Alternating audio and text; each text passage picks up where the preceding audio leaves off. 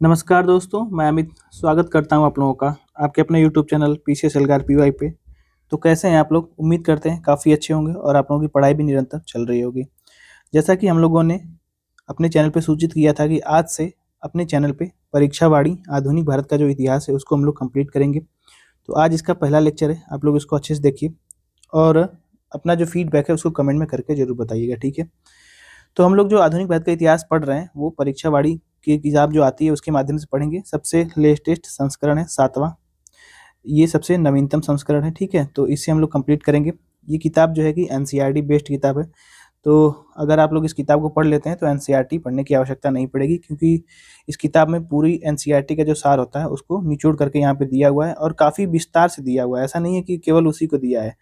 NCERT एक base मान करके इस किताब को बनाए गए हैं और फिर उसके बाद यहाँ पे अदर जो फैक्ट हैं वो भी डाले गए हैं, ठीक है? आप लोग एनसीईआरटी की जो किताब है उसको पढ़ेंगे तो इतने सारे फैक्ट एक साथ नहीं मिलेंगे। मुख्यतः फैक्ट नहीं, इसमें कॉन्सेप्ट भी क्लियर होगा, तो इसीलिए हम लोग इस किताब को देख रहे हैं, ठीक है? आप लोग इस किताब को अगर नहीं रखे हैं तो प्लीज़ लेना चाहें तो इस किताब को ले लीजिएगा। मॉडर्न हिस्ट्री आप लोगों के पास नहीं होगी तो इस किताब को ज़रूर ले लीजिएगा, बहुत अच्छी किताब है, इसको हम लोगों ने देखा है, ठीक है? तो चलिए आज का जो वीडियो है इसको हम लोग शुरू करते हैं।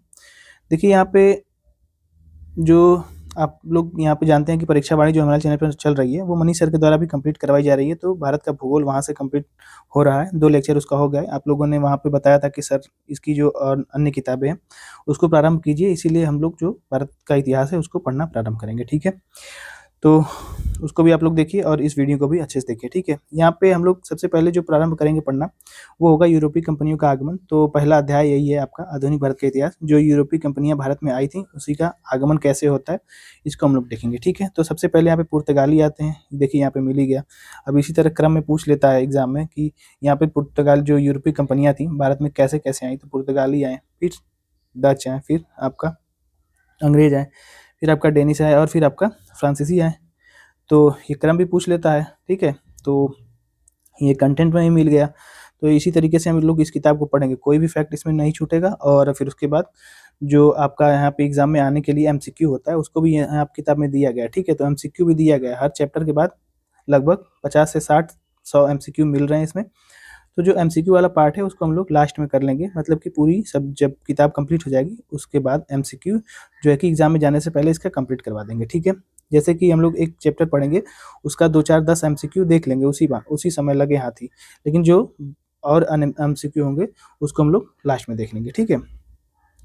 तो चलिए शुरू करते हैं। सबसे पहले यहाँ पे यूरोपीय कंपनियों का आगमन जो अध्याय है आपका पहला उसको देखेंगे। फिर उसके बाद अगर टाइम ज़्यादा नहीं रहेगा, मतलब कि ज़्यादा टाइम बच जाएगा, तो मुगल साम्राज्य का जो पतन है ज़्यादा नहीं दिया हुआ है, 10 पेज में दिया हुआ है, तो इसको भी कंप्लीट कर लेंगे साथ ही। अगर नहीं हो पाएगा, ज़्यादा समय लगेगा, तो इसको हम लोग एक अलग वीडियो बना के करेंगे, ठीक है? आप लोगों को ज़्यादा परेशान होने की आवश्यकता नहीं है। हर मतलब कि अल्टरनेट आपको जो परीक्षावाड़ी है ज्योग्राफी मतलब कि आपका भारत का भूगोल उसको देखने को मिलेगा। फिर उसके बाद अन्य जो दूसरा लेक्चर होगा वो आपका भारत का इतिहास देखने को मिलेगा, ठीक है? वो भी आपका आधुनिक भारत का इतिहास, ठीक? अल्टरनेट आप लोगों को वीडियो मिलता रहेगा, आप लोग इसको अच्छे से देखिए। तो यहाँ पे जो पहला अध्याय दिया है उसको देखते हैं, ठीक है? देखिए वीडियो शुरू करने से पहले आप लोगों से छोटा-सा एक अनुरोध है कि अगर आप लोग हमारे चैनल पर नए हैं और अभी तक इसको सब्सक्राइब नहीं किया है तो प्लीज़ हमारे चैनल को सब्सक्राइब कर लीजिए, ठीक है? चलिए सबसे पहले हम लोग देख लेते हैं यूरोपीय कंपनियों का आगमन। तो देखिए यहाँ पे जो यूरोपीय देश हैं वो भारत में व्यापार के लिए आते हैं, सभी लोग जानते हैं। उसी का आगमन का क्रम यहाँ पे हम लोगों ने देख ही लिया है, कैसे-कैसे आते हैं। तो सबसे पहले कौन आते हैं? पुर्तगाली आते हैं। देखिए पुर्तगाली आते हैं, फिर उसके बाद डच आते हैं, अंग्रेज, डेनिश, फ्रांसीसी आते हैं, ठीक है?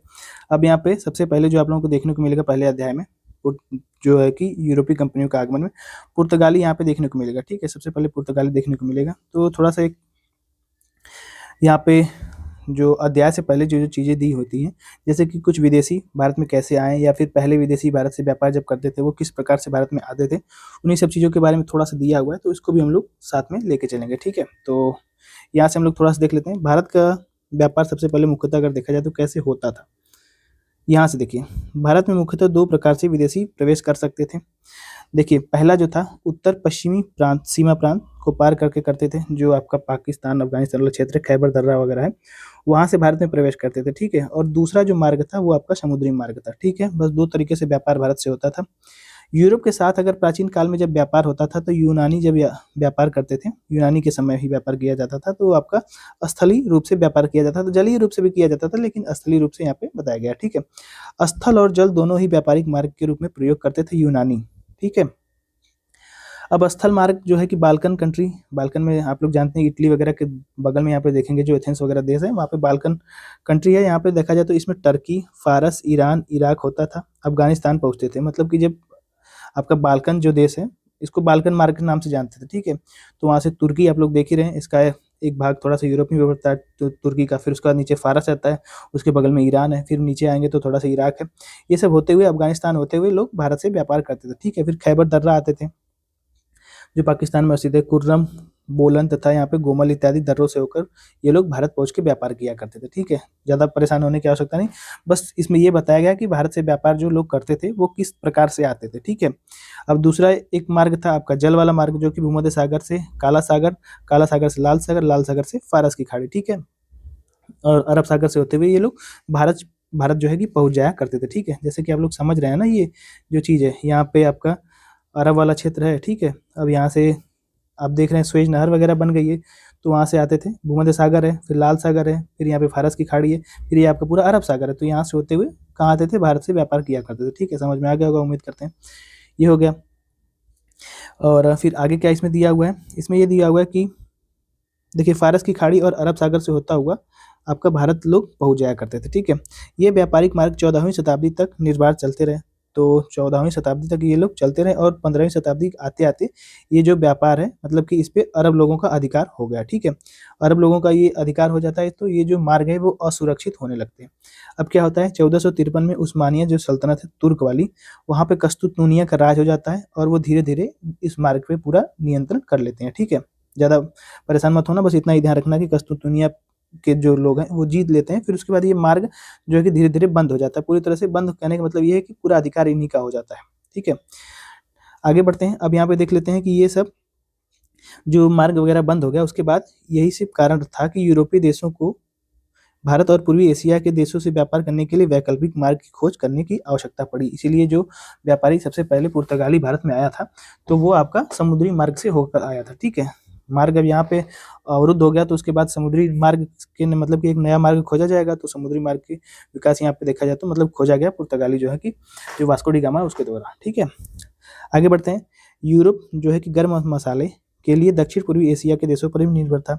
अब कहीं ना कहीं से इनको मसाला चाहिए, तो ये भारत का जब मतलब कि भारत से व्यापार करते थे मसाला का, तो कहीं ना कहीं से चाहिए, तो इसके बाद जब ये मार्ग अवरुद्ध हो जाता है, उसके बाद नए मार्ग की खोज होती है। ठीक है, ये लोग मसाले पर ही बहुत ज़्यादा निर्भर थे यूरोपीय देश वाले, क्योंकि ठंडी बहुत ज़्यादा पड़ती थी, और यहाँ पे जो आपका काली मिर्च, इलायची वगैरह है, ये सब मसाले में यहाँ पे जो मीट वगैरह होता है उसको लपेट के रख देते थे, तो ज़्यादा दिन तक ये चलता था। ठीक है, इसीलिए ज़्यादा ज़रूरत इनको मसालों की थी, क्योंकि ये गर्म मसाला होता था। ठीक है, इसी कारण नवीन जो जलमार्ग है उसकी खोज होना प्रारंभ हुआ। भारत एक ऐसा देश था जहां धनवान भी था और वे गर्म मसाले भी प्राप्त कर सकते थे। इसी कारण से भारत के व्यापार पर उनकी इच्छा प्रबल हुई, और 15वीं शताब्दी के अंतिम चतुर्थांश में कुछ भौगोलिक खोजों का संसार के विभिन्न देशों के व्यापारिक संबंधों पर गहरा प्रभाव पड़ा। अब उसके बाद क्या होता है, खोज से संसार के अनेक देशों में आपसी संपर्क स्थापित हो गए। यहाँ से देखिए ध्यान से। ठीक है, यहाँ से आप लोगों को जो है कि अच्छा चीज पढ़ने के बारे में मतलब भी मिलेगी। ठीक है, तो इंपॉर्टेंट है, यहाँ से ध्यान रखिएगा। इसी प्रयास से कोलंबस जो कि स्पेन से भारत के लिए समुद्री मार्ग खोजने चला था, और ये 1492 ईस्वी में अमेरिका तक पहुंच गया। ठीक, कोलंबस समुद्री मार्ग के माध्यम से भारत को खोजने निकला था। उसके बाद ये कहाँ पहुंच गया, भारत नहीं मिला इसको, ये सीधे अमेरिका पहुंच गया। ठीक है, उसके बाद क्या होता है, अमेरिका की खोज हो जाती है यहाँ पे 1492 में। इंपॉर्टेंट है, ध्यान रखिएगा, किसने खोजा, कोलंबस ने। फिर उसके बाद एक और अन्य यात्री निकलता है, बार्थोलोम्यू डियास, इसका नाम ध्यान रखिएगा, 1487 ईस्वी में आता है। ये आसा अंतरीप यानी कि जो अफ्रीका महाद्वीप आप देख रहे हैं उस पर सबसे नीचे आएंगे जो दक्षिण अफ्रीका है, वहाँ पे केप ऑफ गुड होप तक ये पहुँचता है। ठीक है, आसा अंतरीप तक ये पहुँचता है, जिसे उसने तूफानी अंतरीप का नाम दिया। वहाँ पे जब वो पहुंचा तो काफ़ी ज़्यादा तूफान चल रहा था, तो उसने उसको तूफानी अंतरीप नाम दे दिया। ठीक है, और उसके बाद ये 10 वर्ष के बाद 1497 ईस्वी में तो यहीं से ये लौट जाता है। बार्थोलोम्यू डियाज जो है भारत की खोज नहीं कर पाता है, देखता है कि मौसम बहुत ज़्यादा खराब है, तो इसको तूफानी अंतरीप का नाम दे करके ये वापस यहीं से चला जाता है। ठीक उसके 10 वर्ष के बाद अब यहाँ पे आ जाते हैं कौन, पुर्तगाली एक कैप्टन था जिसका नाम है वास्को डी गामा। इसी पे पूरा इतिहास आपका जो है कि टिका हुआ है, ठीक है।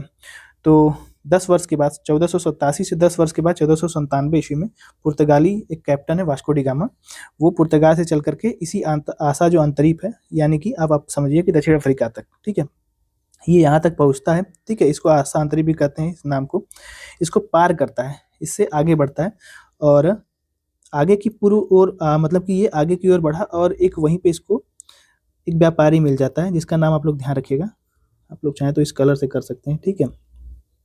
एक व्यापारी मिल जाता है जिसका नाम है आपका अहमद इब्न मजीद। इसकी सहायता से, ये गुजराती व्यापारी है, ठीक है, ध्यान रखिएगा। अहमद इब्न मजीद, इसी की सहायता से ये आपका 20 मई 1498 ईस्वी को भारत तक पहुंच जाता है। कौन? तो पुर्तगाली जो व्यापारी था आपका वास्को डी गामा, ठीक है। अब ये भारत पहुंच जाता है। इसके बाद क्या होता है, ये कालीकट तट पे पहुंचता है केरल के, ठीक है, पहुंच गया और इस प्रकार भारत के लिए एक नया यूरोपीय मार्ग की खोज कर दी गई। केप ऑफ गुड होप मार्ग इसको नाम दिया, ठीक है। तो यहाँ पे ये ध्यान रखिएगा कि 20 मई 1498 को कालीकट तट पे ये आपका कौन पहुंच गया, तो पुर्तगाली जो यात्री था वास्को डी गामा, ये पहुंच गया, ठीक है। भारत में यूरोपियों के आने के जो क्रम है, सबसे पहले पुर्तगाली आए थे। यहाँ पे ये क्रम देखिए, सीधे सीधे एग्जाम में पूछ लेता है, आने का क्रम है, ठीक है, आने का क्रम ध्यान रखिएगा, बहुत ही इंपॉर्टेंट है, आने का क्रम यहाँ से पूछ लेता है।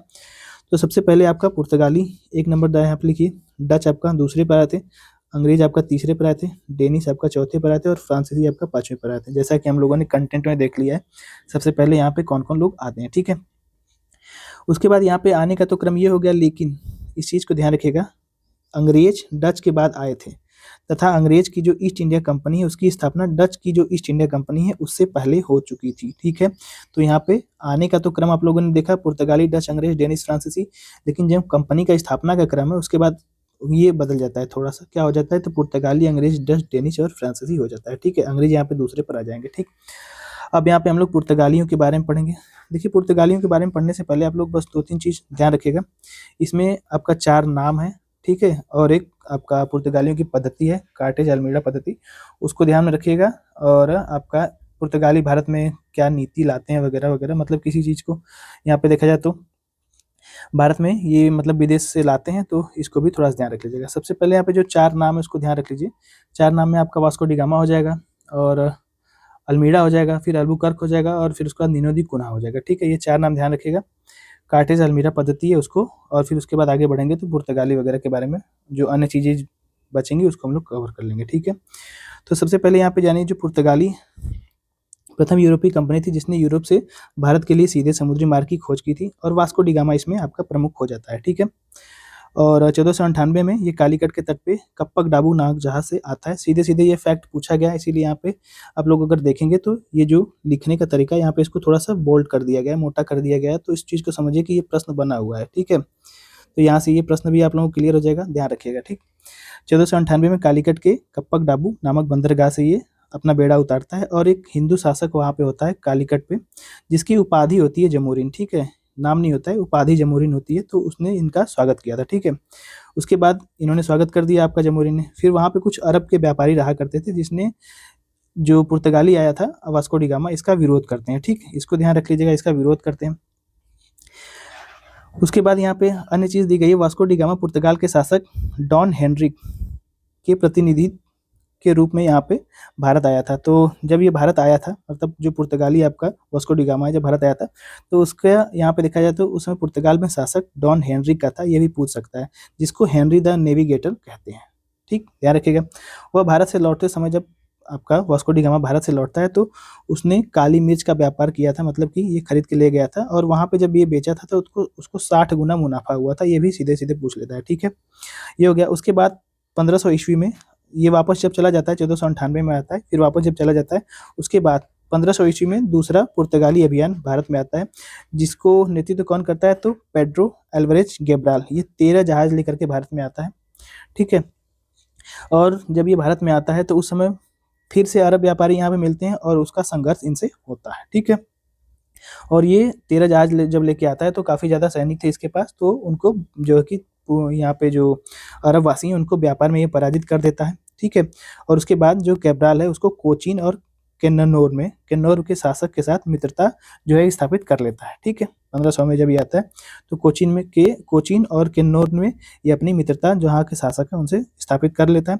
उसके बाद ये अपना व्यापार यहाँ से प्रारंभ कर देता है। ठीक है, अब यहाँ पे आ जाते हैं 1502 में फिर से वास्को डी गामा आपका भारत पर आता है। 1502 में ये पुनः निकलता है और 1503 ईस्वी में पुर्तगालियों के द्वारा पहली अपनी जो फैक्ट्री है वो आपका केरल के कोचीन में ही लगाई जाती है। ये एक फैक्ट अच्छा सा है, इसको ध्यान रख लीजिएगा। ठीक, ये हो गया। और उसके बाद फिर 1505 में 1503 में पहली और 1505 में दूसरी कन्नूर में यहाँ पे दूसरी फैक्ट्री पुर्तगालियों के द्वारा लगाई जाती है।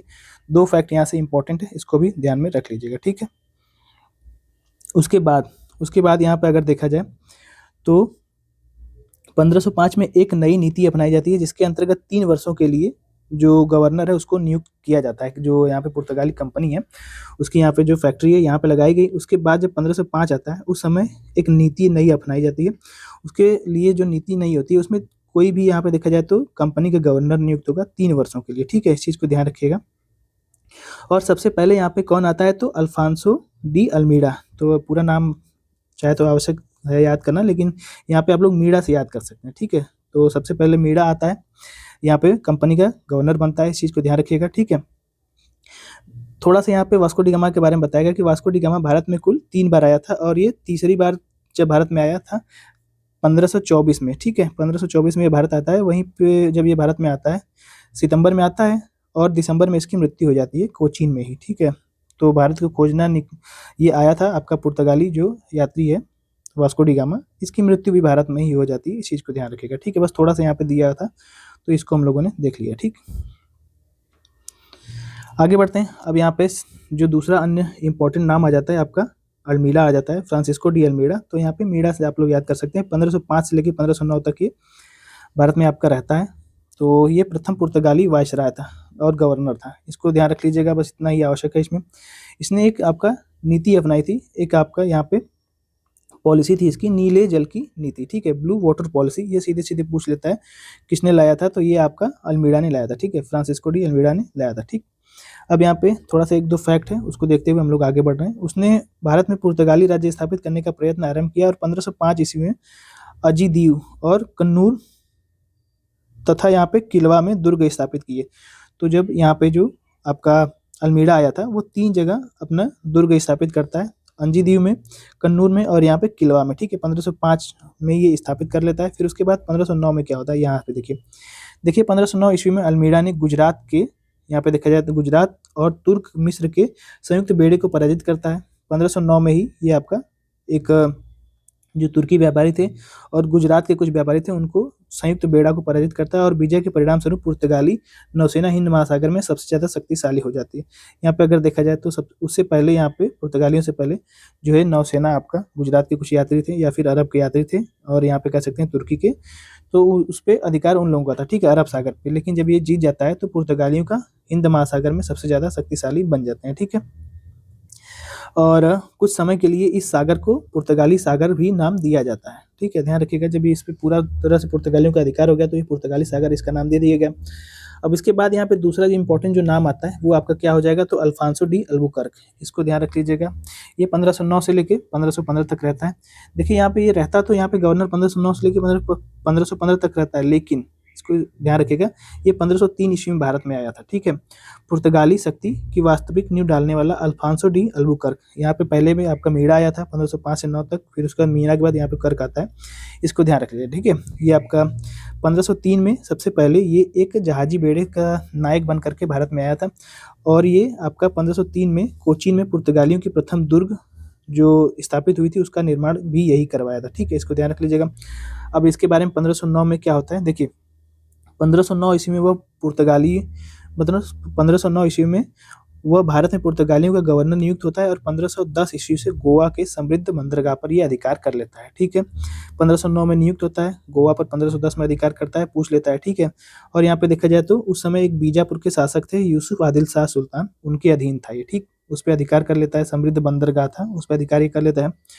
उसके समय पुर्तगाली भारत की जो सबसे शक्तिशाली जो है कि जल शक्ति बन चुके थे। किसके समय तो ये बन चुके थे अल्बुकर्क के समय। जो पुर्तगाली है भारत की सबसे मजबूत सैन्य शक्ति ये बन गए थे, जल शक्ति, आपको सैन्य शक्ति जल शक्ति ये बन गए थे। ठीक है, उसके बाद यहाँ पे देखा जाए तो गोवा पे भी इसने अधिकार कर लिया और गोवा को अपने अधीन करने के साथ ही भारत में पुर्तगाली राज्यों की स्थापना हो जाती है। ठीक, अब यहाँ पे 1511 ईस्वी में, इसको ध्यान रखिएगा, 1511 ईस्वी में अल्बुकर्क ने मलक्का पर अधिकार किया। बहुत ही इंपॉर्टेंट है, ये डायरेक्ट पूछ लेता है। ठीक, गोवा पे अधिकार करने के बाद 1 वर्ष के बाद 1511 में ये आपका मलक्का पर अधिकार करता है। फिर उसके बाद 1515 में 4 वर्ष के बाद ये जो फारस जल संधि है ना, इसको आप लोग देख रहे हैं, उस पे भी ये अधिकार कर लेता है। ठीक है, फारस की जो खाड़ी है उस पे अधिकार कर लेता है और हॉर्मुज जल संधि पर ये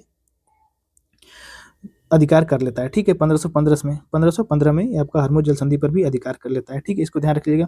अब यहाँ पे ये अपनी स्थायी फैक्ट्री बनवाता है। अल्बुकर्क 1509 से लेकर 1515 तक रहता है ना, जहाँ पे पुर्तगाली रहते हैं, वहाँ पे ये अपनी स्थायी फैक्ट्री बनवाते हैं। ठीक, यहाँ पे उसने 1-2 नीति लागू की थी, इसको ध्यान रखिएगा। कौन सी नीति? तो यहाँ पे भारतीय महिलाओं से विवाह करने के लिए ये पुर्तगालियों को प्रोत्साहित किया, एक हो गया। ठीक है, ये मुसलमानों से काफ़ी तेज चिढ़ता था, इस चीज़ को ध्यान रख लीजिएगा। ठीक है, मुसलमानों को बहुत ही परेशान करता था।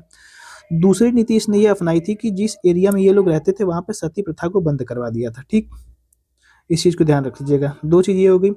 और एक फैक्ट छोटा सा यहाँ पे दिया है कि राजा राम मोहन राय का पुरोगामी इसको माना जाता है, तो आप लोग चाहे तो इसको छोड़ सकते हैं। ठीक, हाँ, एक चीज़ ये है कि भारत में पुर्तगालियों का वास्तविक संस्थापक कौन था, तो यही आपका अल्बुकर्क था। यहाँ तक क्लियर है? ठीक है, अब यहाँ पे जो अगला नाम आएगा इसको ध्यान रखिएगा, नीनो डी कुन्हा। ये आपका 1515 के बाद जब नीनो डी कुन्हा, मतलब ये आते हैं 1529 से 1538 तक। इसके बीच में जो लोग रहते हैं इंपॉर्टेंट ज़्यादा नहीं है, तो जो इम्पोर्टेंट है यहाँ पे नीनो डी कुन्हा, इनको ध्यान रख लीजिएगा। ठीक है, फिर उसके बाद ये आपका पुर्तगाली के बारे में जो इतिहास है इसमें समाप्त होगा। ठीक, यहाँ पे देखिए अल्बुकर्क के बाद दूसरा जो महत्वपूर्ण पुर्तगाली गवर्नर था ये आपका नीनो डी कुन्हा था। 1529 ईस्वी में पहली बार ये कार्यभार अपना ग्रहण करता है। फिर उसके बाद यहाँ पे इसको देखिए, ये मुगल से सीधे क्या करता है, बातचीत करता है, तो इसको ध्यान रखिएगा। ठीक है, मुगल सम्राट हुमायूं और गुजरात के जो बहादुर शाह, उनके बीच ये संघर्ष का लाभ उठा करके 1534 ईस्वी में क्या करता है, बेसिन पर, और 1535 ईस्वी पे ये आपका दीव पर अधिकार कर लेता है। इस चीज़ को ध्यान रख लीजिएगा, बेसिन और दीव पर ये अधिकार कर लेता है 1534 और 1535 में। ठीक है, इसके बाद इसके बारे में एक छोटा सा फैक्ट यहाँ पे दिया हुआ है कि नीनो डी कुन्हा ने 1530 ईस्वी में शासन का मुख्य केंद्र कोचीन को बना दिया था। ठीक, किसको? जो केरल का कोचीन है, 1530 तक उसको अपना शासन करने का मुख्य केंद्र बना दिया था। और माफ़ कीजिए, यहाँ पे थोड़ा सा गड़बड़ ये हुआ कि 1530 तक ये जो गोवा है 1510 में ये जीतता है यूसुफ आदिल शाह से। उसके बाद गोवा को इसने 1530 तक मुख्य शासन का केंद्र बना दिया था। कोचीन इससे पहले हुआ करता था। उसके बाद ये गोवा को बनाता है 1530 में। यहाँ पे थोड़ा सा गलती होगी मुझसे, तो इसको ध्यान रखिएगा। ये 1530 में गोवा को मुख्य आपका केंद्र बना देता है। ठीक है, अब ये क्या होता है, देखिए 1538 ईस्वी में गार्सिया द नारोना, ये नाम इंपॉर्टेंट नहीं है, अब छोटा छोटा फैक्ट मिलेगा आप लोगों को। एक अन्य पुर्तगाली गवर्नर बन के आता है, और यहाँ पे देखा जाए तो दमन और सालसेट पे, और यहाँ पे चौल, बम्बई, सेंट थॉमस, मद्रास, हुगली पर अपने केंद्र स्थापित किए हैं। तो देखिए ये नाम तो इंपॉर्टेंट नहीं है, लेकिन इसके बारे में थोड़ा सा पढ़ लीजिएगा। इसका नाम है यहाँ पे गार्सिया द नारोना इसका नाम है। 1538 में ये आता है। देखिए ये बहुत जगह अधिकार करता है, तो देखिए दमन पे अधिकार करता है, सालसेट, मुंबई वाला जो द्वीप है, ठीक है, इसको सालसेट के नाम से जानते थे ये। ठीक है, ये हो गया चौल, बम्बई, सेंट थॉमस, मद्रास, हुगली, इन सभी पर ये अपना अधिकार करता है 1538 में। तो गार्सिया द नारोना इसका नाम है। ठीक, गार्सिया द नारोना नाम है इसका, थोड़ा सा नाम इंपॉर्टेंट है, ये पूछ सकता है भाई, इसको ध्यान रखिएगा। ठीक है, और उसने सीलोन यानी कि श्रीलंका पर भी यहाँ पे क्या किया था, तो अधिकांश क्षेत्रों पर पुर्तगाली का आधिपत्य कायम कर दिया था, श्रीलंका तक। ठीक है, अब यहाँ पे 1559 ईस्वी में पुर्तगालियों का दमन पर भी यहाँ पे अधिकार, किस पे अधिकार हो जाता है, तो दमन और जो दीव नहीं है, तो 1559 तक ये दमन पर भी अपना अधिकार कर लेते हैं। ठीक है, लगभग इनके पास 50 किले थे और लगभग 100 से अधिक जहाज हुआ करते थे पुर्तगालियों के पास। ठीक है, ये हिंद महासागर में आने वाली जो पारस्परिक व्यापारी प्रतिस्पर्धा है, वहाँ पे देखा जाए तो बहुत लंबे समय तक इन्होंने ही राज किया था। ठीक है, पुर्तगाली मैदान, यहाँ पे एक फैक्ट छोटा सा छूट रहा है, इसको देख लेते हैं। लंबे समय तक वे अपने साम्राज्य की रक्षा न कर सके। पुर्तगाली के बारे में यहाँ पे बता रहा है कि पुर्तगाली देखा जाए तो यहाँ पे 50 किले थे और 100 जहाजें वगैरह थी इनके पास, लेकिन ये लंबे समय तक ज़्यादा अपने साम्राज्य की रक्षा कर नहीं सके। जी, धीरे धीरे कुछ जो अन्य व्यापारी यूरोप से आते थे कंपनी पे व्यापार, मतलब कि व्यापार वगैरह करने के लिए भारत से, तो वहाँ पे हिंद सागर में आने लगे और पारस्परिक जो व्यापार है उसमें प्रतिस्पर्धा बढ़ने लगी। पुर्तगाली धीरे धीरे ये अपना है कि मैदान छोड़ते गए। ठीक, 1580 आते आते देखिए यहाँ पे पुर्तगाली का जब पतन है वो किस प्रकार से होता है यहाँ पे ये बताया गया। ठीक है, फिर 1580 आते आते पुर्तगाली स्पेन के साथ अपनी सम्मिलित हो गया। तो ये पुर्तगाल और स्पेन दोनों एक ही साथ सम्मिलित हो गए 1580 आते-आते। उसके बाद क्या होता है, अपनी स्वतंत्रता धीरे-धीरे पुर्तगाली खो बैठते हैं, ठीक है। बाद में अनेकों स्थान पर पुर्तगाली सैनिक पराजय का सामना करना पड़ता है। 1596 ईस्वी तक दक्षिण पूर्व एशिया में आने के बाद डचों ने पुर्तगालियों को इस से क्षेत्र से बाहर कर दिया था। अब 1596 ईस्वी आते-आते तो लगभग 1498 में आते हैं। 1596 लगभग 100 वर्ष तक इनका आधिपत्य इस एरिया पर रहता है। लेकिन 1596 आते-आते दक्षिण पूर्व एशिया में, मतलब कि देखा जाए तो दक्षिण पूर्व एशिया में आने के बाद डच जो कंपनी है वो पुर्तगालियों को इस क्षेत्र से बाहर धीरे-धीरे कर देती है, ठीक है। अब 1641 ईस्वी में जो है, मतलब कि आपका डच हैं, वो लोग मलक्का पर अधिकार कर लेते हैं। कब? तो 1641 ईस्वी में। ये डायरेक्ट क्वेश्चन पूछ सकता है, ठीक है, कि डचों का अधिकार मलक्का पर कब हो गया? तो 1641 ईस्वी में हो गया। फिर उसके बाद 1658 में उसके लगभग यहाँ पे 17 वर्ष के बाद श्रीलंका पर भी अधिकार कर लेते हैं। 1663 में मालाबार पर अधिकार कर लेते हैं, ठीक है। तो यहाँ पे देखा जाए तो पुर्तगाली का जो आधिपत्य है वो लगभग पूरी तरह से समाप्त होता दिख रहा है, ठीक। फिर उसके बाद अंग्रेज ने थॉमस बेस्ट के नेतृत्व में 1 नवंबर 1612 ईस्वी में पुर्तगालियों को सूरत के निकट स्वाली का एक युद्ध होता है, इसमें हराया था, ठीक है। कैप्टन बेस्ट जो है कि इंग्लैंड की ओर से ये लड़ रहा था। ये सूरत में स्वाली के युद्ध के नाम से जाना जाता है। इसमें पुर्तगालियों को इसने हरा दिया था, ठीक है। पराजित करके सर्वोच्चता खत्म कर दी। और उसके बाद यहाँ पे 1613 ईस्वी में अंग्रेजों ने सूरत में अपनी प्रथम फैक्ट्री स्थापित की। अब यहाँ पे देखा जाए तो डच पहले भारत में आते हैं, लेकिन जो फैक्ट्री की स्थापना होती है यहाँ पे देखा जाए तो ये आपका अंग्रेज करते हैं, ठीक है। इसको ध्यान रखिएगा। 1613 ईस्वी में अंग्रेजों ने सूरत में अपनी प्रथम फैक्ट्री की स्थापना की थी। और 1622 ईस्वी में उन्होंने अपना विस्तार करते हुए पुर्तगालियों को हॉर्मुज में फारसी सेना की सहायता से पराजित भी किया था। अब जो हॉर्मुज जल संधि है उस पर भी 1622 में पुर्तगाली से छीन लिया जाता है अंग्रेजों के द्वारा, ठीक। ये चीजें ध्यान रखिएगा, एक अच्छा फैक्ट यहाँ से मिल रहा है। तो यहाँ पे देखा जाए तो जो बाद के आपका मुगल और मराठा है उसने पुर्तगालियों का विरोध किया। हालांकि अकबर के समय जो मुगल है पुर्तगाली से संबंध अच्छी किया करते थे, मतलब कि जो पुर्तगाली हैं वो अकबर के समय अपना संबंध उससे अच्छा किया करता था, ठीक है। एक नाम आता है आपका, एक पादरी थे जिनका नाम है जोसुआ जोसेफ केटलर, ठीक है, इनका नाम है। ये पादरी हैं, ईसाई धर्म के प्रचारक हैं। अब यहाँ पे देखा जाए तो 1580, 1590 और 1595 ईस्वी में ये क्या हुए थे, अकबर के दरबार में आए थे, ठीक है। इसको ध्यान रख लीजिएगा, ये इंपॉर्टेंट फैक्ट है। सबसे पहले यहाँ पे देखा जाए तो सबसे पहले जहांगीर के काल में मुगलों का पुर्तगालियों से संघर्ष होता है। अकबर तक नहीं होता है, लेकिन जहांगीर में होना प्रारंभ हो जाता है, ठीक है। अब यहाँ पे देखिए 1607 ईस्वी 1610 ईस्वी में दो यहाँ पे देखा जाए तो मिशन गोवा भेजना, मतलब कि यहाँ से फिर से एक बार पढ़ लेते हैं। जहांगीर पुर्तगालियों से मधुर संबंध चाहता था। देखिए यहाँ पे अकबर के बाद जो जहांगीर है वो पुर्तगालियों से अपना संबंध स्पष्ट करना चाहता था, इसीलिए उसने 1607 में और 1610 ईस्वी में दो अपना जो मिशन है वो क्या भेजता है, तो गोवा में भेजता है, ठीक है। और उसके बाद देखिए यहाँ पे 1613 ईस्वी में पुर्तगालियों ने सूरत में 4 शाही जहाजों को पकड़ करके लूट लिया था। अब देखिए यहाँ पे 1610 ईस्वी तक तो ये अपना ध्यान देता रहता है जहांगीर जो है कि पुर्तगालियों पे किसी तरह की मामला सुलझ जाए। लेकिन 1613 ईस्वी में क्या होता है कि जो इनका जहाज होता है आपका जहांगीर का, उसको 4 शाही जहाज होते हैं, उसको पुर्तगाली लोग पकड़ करके लूट लेते हैं, ठीक है। उसके बाद जहांगीर ने सूरत के जो गवर्नर होता है मुकर्रब खां, इसका ध्यान रखिएगा, मुकर्रब खां को ये आदेश देता है कि आप लोग पुर्तगालियों को दंडित कीजिए। यहाँ पे मुकर्रब खां ने अंग्रेजों से, जो अंग्रेजों का कप्तान था डॉन्टन, उसके सहयोग से पुर्तगालियों को युद्ध में हरा देता है, मतलब पराजित कर देता है। और पुर्तगालियों की दी गई जो सभी व्यापारिक सुविधाएं थी वो वापस ले ली जाती हैं, ठीक है। अब यहाँ पे आपका धीरे धीरे देख रहे हैं कि पुर्तगालियों का दमन होता है और फिर अंग्रेज वापस निकल के यहाँ पे उभर करके आते हैं, ठीक है। आगे देखिए यहाँ पे आगरा लाहौर स्थित उनके गिरजाघर बंद कर दिए जाते हैं पुर्तगालियों के। और अंततः पुर्तगालियों को जो जेसुइट की सहायता से जहांगीर से समझौता करना पड़ता है, ठीक। अब यहाँ पे यही बचा रहता है, जेसुइट केटलर आपका एक संत होता है, ये आपका किससे सहायता कर लेता है, तो जहांगीर से ये सहायता लेता है। कब? तो ये आपका आगरा और लाहौर में जब इनकी जो गिरजाघर होते हैं वो बंद हो जाने के बाद, ठीक है, ये हो गया। और 1532 ईस्वी में बंगाल स्थित पुर्तगालियों से मुगलों का संघर्ष हुआ। बंगाल में चटगांव एवं हुगली में पुर्तगालियों की कोठी थी। पुर्तगालियों को यहाँ नमक के व्यापार का एकाधिकार मिल गया था, ठीक है। 10,000 रुपये यहाँ पर देखा जाए तो प्रतिवर्ष 10,000 टंका जमा करते थे पुर्तगाली, फिर व्यापार वगैरह किया करते थे, ठीक है। यहाँ पे देखा जाए तो समुद्री डकैती भी किया करते थे पुर्तगाली, बहुत ही इंपॉर्टेंट है। समुद्री डकैती कौन यूरोपीय लोग किया करते थे, डायरेक्ट क्वेश्चन पूछ सकता है, तो पुर्तगाली किया करते थे। इस समय पुर्तगालियों ने मुमताज महल की नौसेनाओं का अपहरण भी कर लिया था इसी समय बीच में एक बार, ठीक है। तो उसके बाद यहाँ पे तभी यहाँ पे देखा जाए तो मुगल चिढ़े हुए थे इनसे, ठीक है। जहांगीर के प्रति इसने विद्रोह भी कर दिया था पुर्तगालियों ने। तो ये हो गया। हाँ, यहाँ पे एक फैक्ट छूट रहा था, इसको देख लेते हैं। बादशाह के आदेश पर मुगल मतलब बंगाल के मुगल गवर्नर कासिम खान ने जल और स्थल दोनों मार्ग से हुगली, जो कि पुर्तगालियों के समुद्री लूट का अड्डा हुआ करता था, उसको क्या कर देता है तो समाप्त आक्रमण करता है और उस पर अधिकार कर लेता है। बहुत सारे पुर्तगाली वगैरह मारे जाते हैं। आगे यहाँ पे औरंगजेब के समय भी पुर्तगाली अरकानी यानी कि माघ समुद्री डाकुओं के साथ मिलकर के बंगाल के तटवर्ती क्षेत्रों में ये अशांति फैलाया करते थे, ठीक है।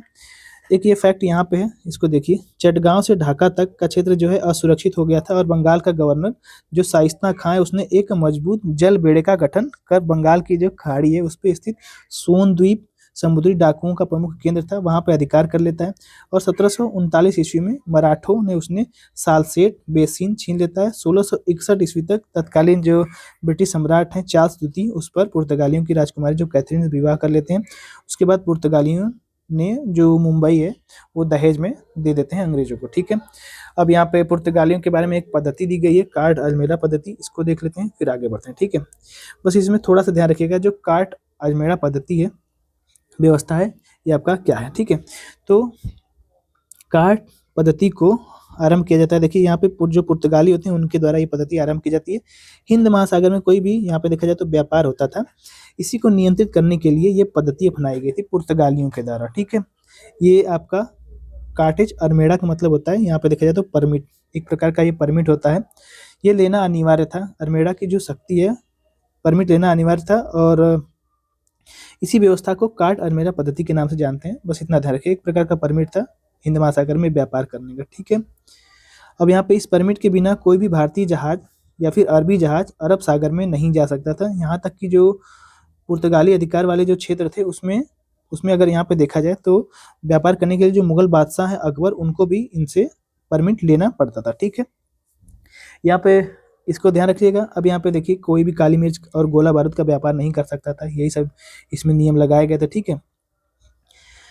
और आगे बढ़ते हैं, बस इतना हो गया, बस इतना ही इतनी आवश्यकता, ठीक है। आगे बढ़ते हैं। अब यहाँ पे पुर्तगालियों का धीरे धीरे पतन कैसे होता है उसको देखिए। देखा जाए तो यहाँ पे जो पुर्तगाली उसका पतन इस प्रकार से होता है। देखिए आधुनिक भारत में सत्ता संघर्ष के इतिहास में पुर्तगाली असफल रहते हैं। सत्ता तो संघर्ष नहीं कर पाते, मतलब सत्ता तो नहीं जीत पाते पुर्तगाली, इसमें ये असफल हो जाते हैं, ये पीछे रहते हैं। इनके पीछे अनेक कारण है।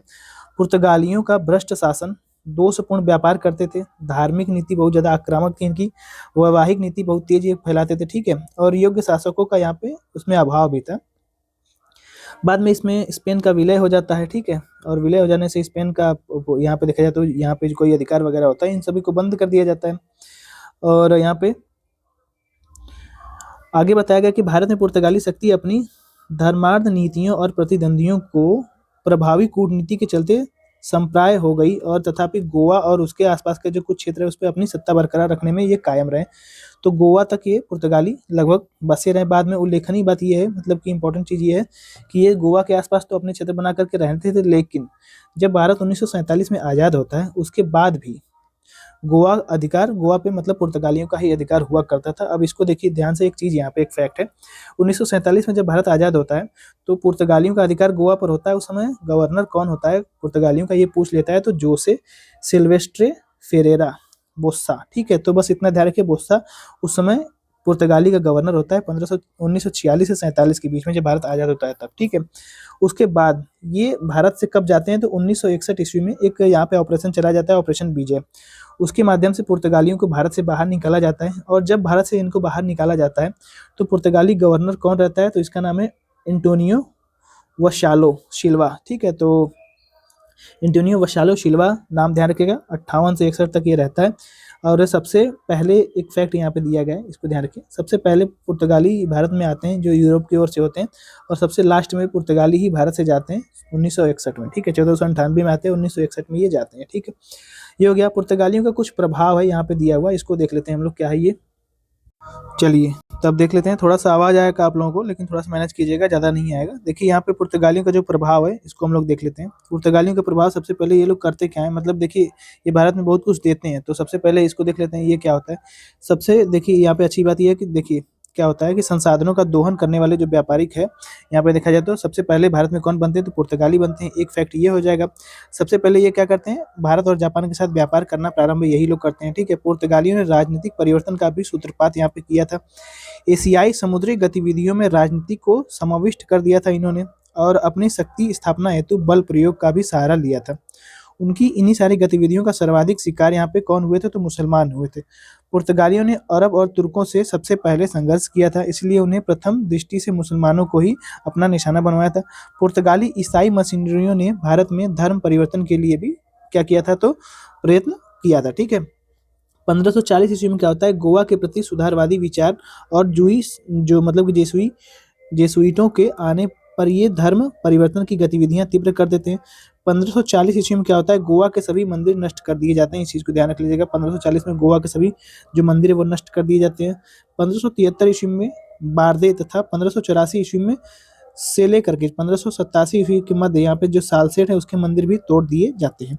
1560 ईस्वी में गोवा में ईसाई धर्म का जो धार्मिक न्यायालय है उसकी स्थापना होती है। ये डायरेक्ट क्वेश्चन पूछ लेता है, ईसाई धर्म का जो न्यायालय गोवा में कब स्थित होता है, तो 1560 ईस्वी में स्थापना इसकी की जाती है।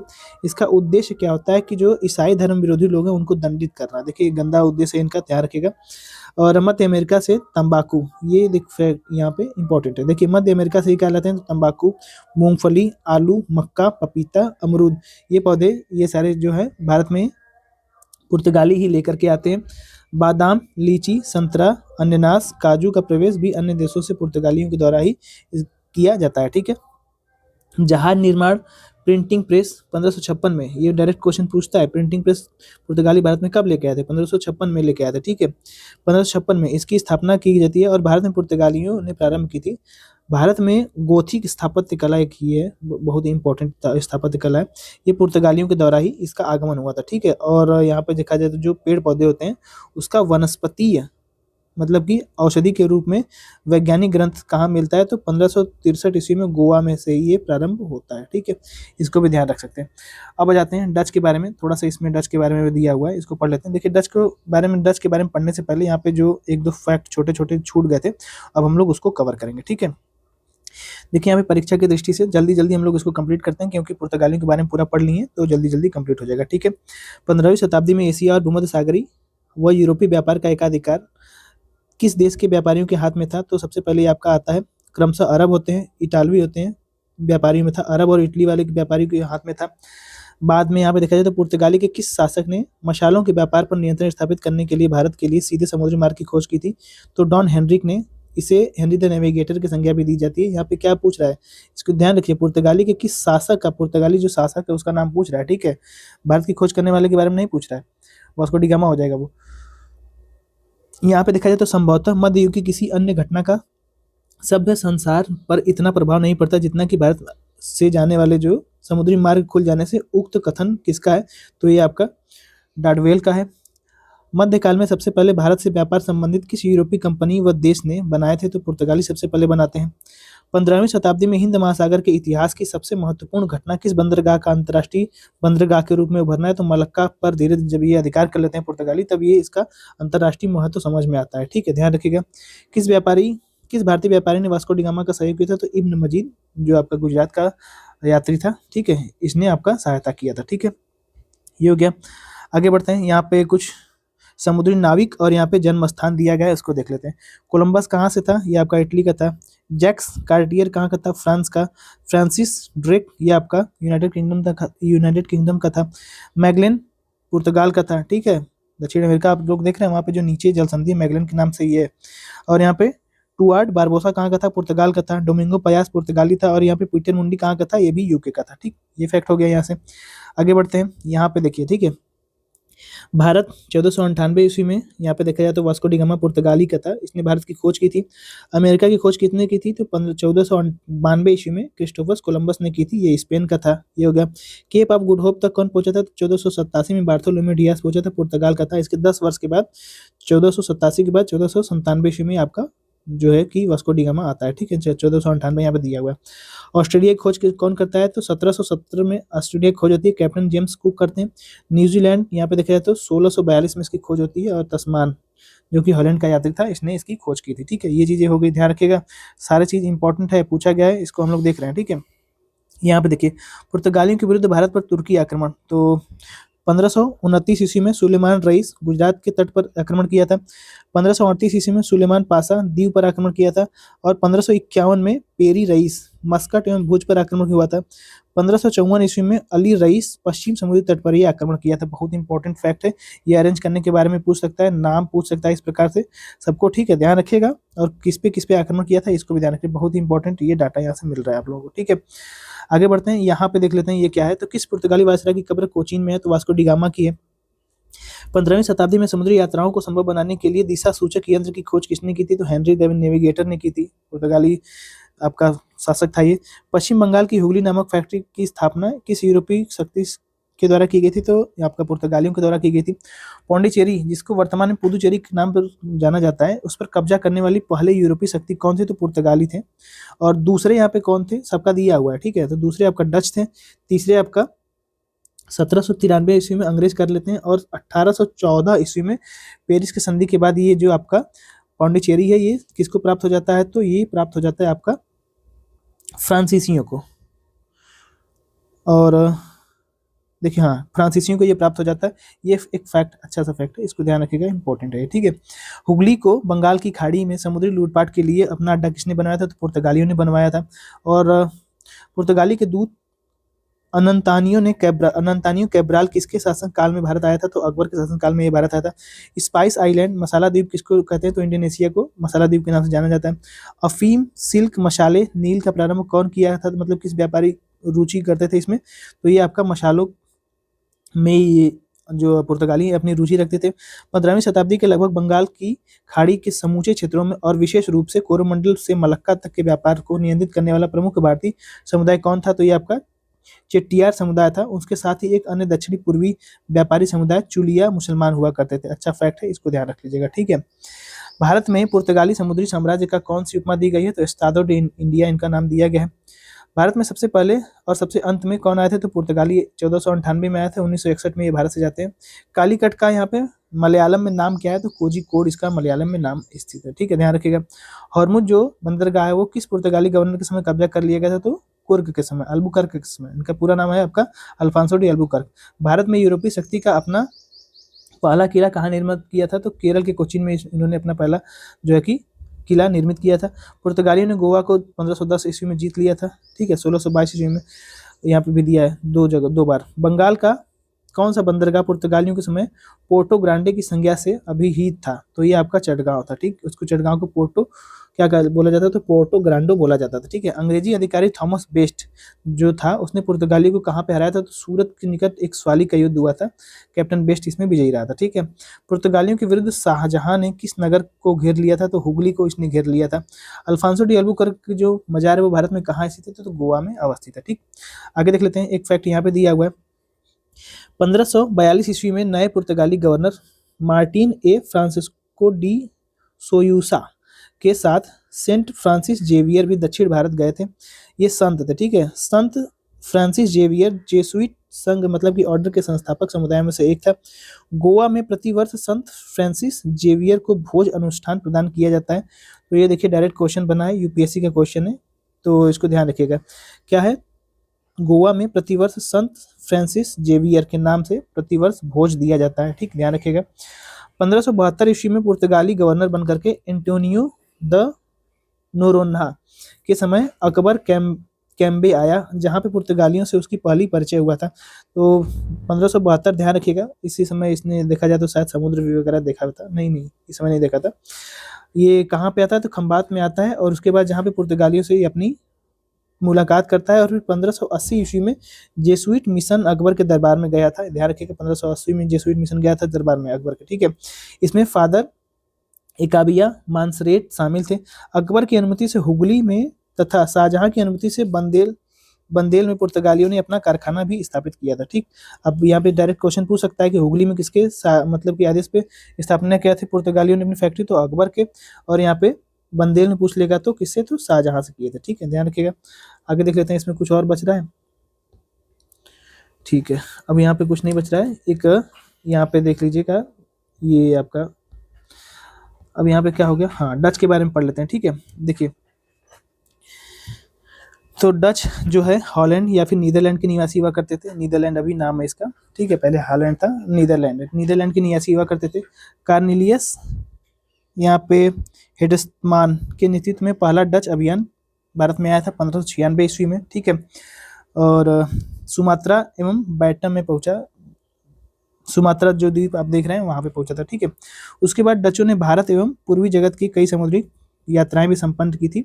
1602 ईस्वी में, यहाँ पे देखिए 1602 ईस्वी में डच संसद के द्वारा पारित एक प्रस्ताव के तहत वेरिंद ओस्तो इंडेस अर्थात United East India Company of Netherland की स्थापना हुई थी। इसकी डेट ध्यान रख लीजिएगा, इसकी डेट क्या है तो कब हुई थी, 1563 ईस्वी में हुई थी, ठीक है, कंपनी की स्थापना। अब यहाँ पे भारत में ये आगे इसमें आएगा, ठीक है, मतलब कंपनी की स्थापना वहां पे हो गई थी। इस प्रस्ताव के द्वारा डच जो संसद है उसमें कंपनी को 21 वर्षों के लिए भारत से व्यापार करने के लिए क्या किया गया था, तो भारत से व्यापार कर सकता है, युद्ध छेड़ने, संधि करने, भूमि प्राप्त करने, इन सभी का अधिकार दे दिया जाता है, ठीक है। इस कंपनी की संयुक्त जो पूंजी है वो 65 लाख गिल्डर थी, इसको भी पूछ सकता है, ध्यान रखिएगा। इसमें कुल 17 सदस्य हुआ करते थे, यानी कि 17 सदस्य एक बोर्ड के द्वारा इसका नेतृत्व किया जाता था, ठीक है, जो आपका डच फैक्ट्री थी, डच की जो कंपनी थी, ठीक है। डचों के आगमन के समय पुर्तगाली का पूर्वी व्यापार एकाधिकार हुआ करता था। डच जो है काली मिर्च एवं अन्य मसालों के व्यापार के लिए जो इंडोनेशिया द्वीप है ना, इसी पर ये निर्भर हुआ करते थे, ठीक है। डच सबसे पहले यहाँ पे देखा जाए तो जो व्यापार करते थे आपका इंडोनेशिया से ही करते थे, मसाले वगैरह का। 1605 ईस्वी में डचों ने पुर्तगालियों को पराजित किया और यहाँ पे अम्बायना ने मतलब कि अम्बायना ले लिया और धीरे धीरे मसाला द्वीप पुंज में उन्हें हरा करके 1619 ईस्वी तक जकार्ता के खंडहर और यहाँ पे बेटिविया नामक नगर बसाया। तो धीरे धीरे यहाँ पे देखा जाए तो जो डच है ना वो भारत के बाहर जो इंडोनेशिया द्वीप है वहां पर क्या करना, अधिकार करना चाहते थे, इसीलिए वहां पे जो पुर्तगालियों की छोटी छोटी फैक्ट्रियां थी उनको पराजित ये कर रहे हैं। 1605 ईस्वी में डचों ने पुर्तगालियों को पराजित करके यहाँ पे अधिकार कर लिया मसाला द्वीप पुंज पर, ठीक है। 1619 में जकार्ता पर अधिकार ये कर लेते हैं। 1641 ईस्वी में मलक्का पर ही अधिकार कर लेते हैं, ठीक है, मलक्का जल संधि आप लोग देख रहे हैं इंडोनेशिया वाले क्षेत्र में। और 1658 ईस्वी में क्या करता है तो सुलियोन मतलब श्रीलंका पर भी ये अपनी बस्ती बसाना प्रारंभ करते हैं, श्रीलंका पर भी ये अधिकार कर लेते हैं, 1658 तक आते आते, ठीक है। अब यहाँ पे व्यापारिक उद्देश्य से भारत में आने वाले जो डच हैं 1602 ईस्वी में बैटम के निकट एक युद्ध में पुर्तगालियों को पराजित कर देते हैं और गुजरात में कोरोमंडल तट पर बंगाल, बिहार, उड़ीसा व्यापारिक फैक्ट्रियां स्थापित करते हैं। जब ये 1602 ईस्वी में बैटम में क्या करते हैं तो पुर्तगालियों को हरा देते हैं। उसके बाद धीरे धीरे क्या होता है, गुजरात में कोरोमंडल तट पे और बंगाल में, बिहार में, उड़ीसा में ये अपनी फैक्ट्रियां स्थापित करना प्रारंभ कर देते हैं डच, ध्यान रखिएगा, ठीक है, इंपॉर्टेंट है ये। भारत में उनकी महत्वपूर्ण कोठियां कहाँ पे थी तो मसूलीपट्टनम, पुलिकट, सूरत, यहाँ पे बिमलीपट्टनम, कराईकल, बड़ा नगर, बालाशोर, नागपट्टनम, कोच्चिन, सभी जगह धीरे धीरे जो है कि डचों की फैक्ट्री सारी खुल गई, ठीक है। डच ने बंगाल में अपनी फैक्ट्री 1627 ईस्वी में खोली है, इसको देखिए पूछा गया प्रश्न है, ठीक है। और यहाँ पे खोली थी 1627 में पीपली नामक स्थान पर खोली थी, ठीक है, ध्यान रखिएगा। आगे इसमें क्या बताया गया है यहाँ पे देख लेते हैं। देखिए कुछ और ही दिन के बाद डच पिपली से बालासोर चले गए और यहाँ के निकट अपनी फैक्ट्री स्थापित की। 1653 ईस्वी में डचों ने हुगली के निकट चिंसुरा में अपनी फैक्ट्री स्थापित की थी, ये भी पूछ सकता है, तो इसको भी ध्यान रख लीजिएगा, ठीक है। उसके बाद बंगाल में डचों का सही ढंग से व्यापार शुरू होता है। चिंसुरा में डचों ने गुस्ताउस नामक किले का निर्माण करवाया था, ये डायरेक्ट क्वेश्चन पूछ लेता है, ठीक है। तो गुस्ताउस नामक किले का निर्माण डचों ने कहाँ करवाया था तो चिंसुरा में करवाया था। इसके बाद डचों ने कासिम बाजार, पटना में फैक्ट्री स्थापित की। मालाबार तटवर्ती प्रदेश में कोचीन, कन्नौर, दो प्रमुख डच व्यापारिक केंद्र खोले गए। 1690 ईस्वी में उसके बाद 1690 के बाद पुलिकट के बदले नागपट्टनम कोरोमंडल तट डचों का प्रमुख केंद्र बन गया, ठीक है। कोरोमंडल मतलब कि भारत का यहाँ पे देखा जाए तो पूर्वी तट, ठीक। यहाँ पे देखा जाए तो डच लोग मुख्यतः मसाले, नील, कच्चे रेशम, वस्त्र, अफीम, सोरा का व्यापार किया करते थे। इनकी व्यापारिक व्यवस्था सहकारिता मतलब कि यहाँ पे देखा जाए तो कार्टेल पर आधारित थी, ठीक। डचों ने भारत में पुर्तगालियों की समुद्रिक व्यापार तो निष्कासित कर दिया, किंतु अंग्रेजों की नौसेनी जो शक्ति थी उसके सामने डच टिक नहीं पाए। जब पुर्तगालियों को डचों ने हरा दिया तो उससे मजबूत भी कोई आएगा तभी हटेंगे ना। तो यहाँ पे देखा जाए तो अंग्रेज की जो नौसेना थी वो डचों से बहुत ज़्यादा मजबूत थी, तो डच उनके सामने टिक ही नहीं पाए। ठीक है, फिर खत्म हो गए धीरे धीरे। 1759 में क्या होता है कि डच और अंग्रेजों के बीच एक युद्ध होता है, बेदरा का युद्ध। इसमें डच पराजित हो जाते हैं और फिर उसके बाद ये भारत से चले जाते हैं। ठीक है, इस युद्ध में अंग्रेजी सेना का नेतृत्व कौन कर रहा था? तो क्लाइव ने किया था। जब आपका बेदरा का युद्ध होता है 1759 ईस्वी में, डच और यहाँ पे देखा जाए तो अंग्रेजों के बीच, क्लाइव नेतृत्व करता है, डच हार जाते हैं, तो ये भारत से बाहर ही चले जाते हैं उसी के समय। ठीक है, 1759 ईस्वी में केरल के अंतिम डच गवर्नर वॉन स्पॉल 1793 से 95 के कार्यकाल में अंग्रेजों ने डचों को अंतिम रूप से भारत से निष्कासित कर ही दिया था। ठीक है, डचों के पतन के बाद यहाँ पे देखा जाए तो अंग्रेजों की तुलना जो नौसैनिक थी वो काफ़ी, यहाँ पे ये बताएगा कि डच की जो नौसेना शक्ति थी वो अंग्रेजों की तुलना में काफ़ी कम थी। ठीक है, इसीलिए ये हार जाते हैं ना। अब यहाँ पे एक दो फैक्ट है, इसको देखते हुए हम लोग आगे बढ़ रहे हैं, यहाँ से देख लेते हैं। ठीक है, देखिए यहाँ पे अगर देखा जाए तो इसको देखिए, पोर्टो नोवा एक समृद्ध कपड़ा उत्पादन केंद्र हुआ करता था। क्या था? तो कपड़ा उत्पादन केंद्र था पोर्टो नोवा। मसूलीपट्टनम और सूरत डचों के द्वारा नील निर्यात किया जाता था। डचों के द्वारा भड़ौज जो बंदरगाह, वहाँ पे कपड़े का निर्यात किया जाता था। पूछा गया है, कलिकट में डच अपने स्वर्ण पैगोडा सिक्के ढाला करते थे।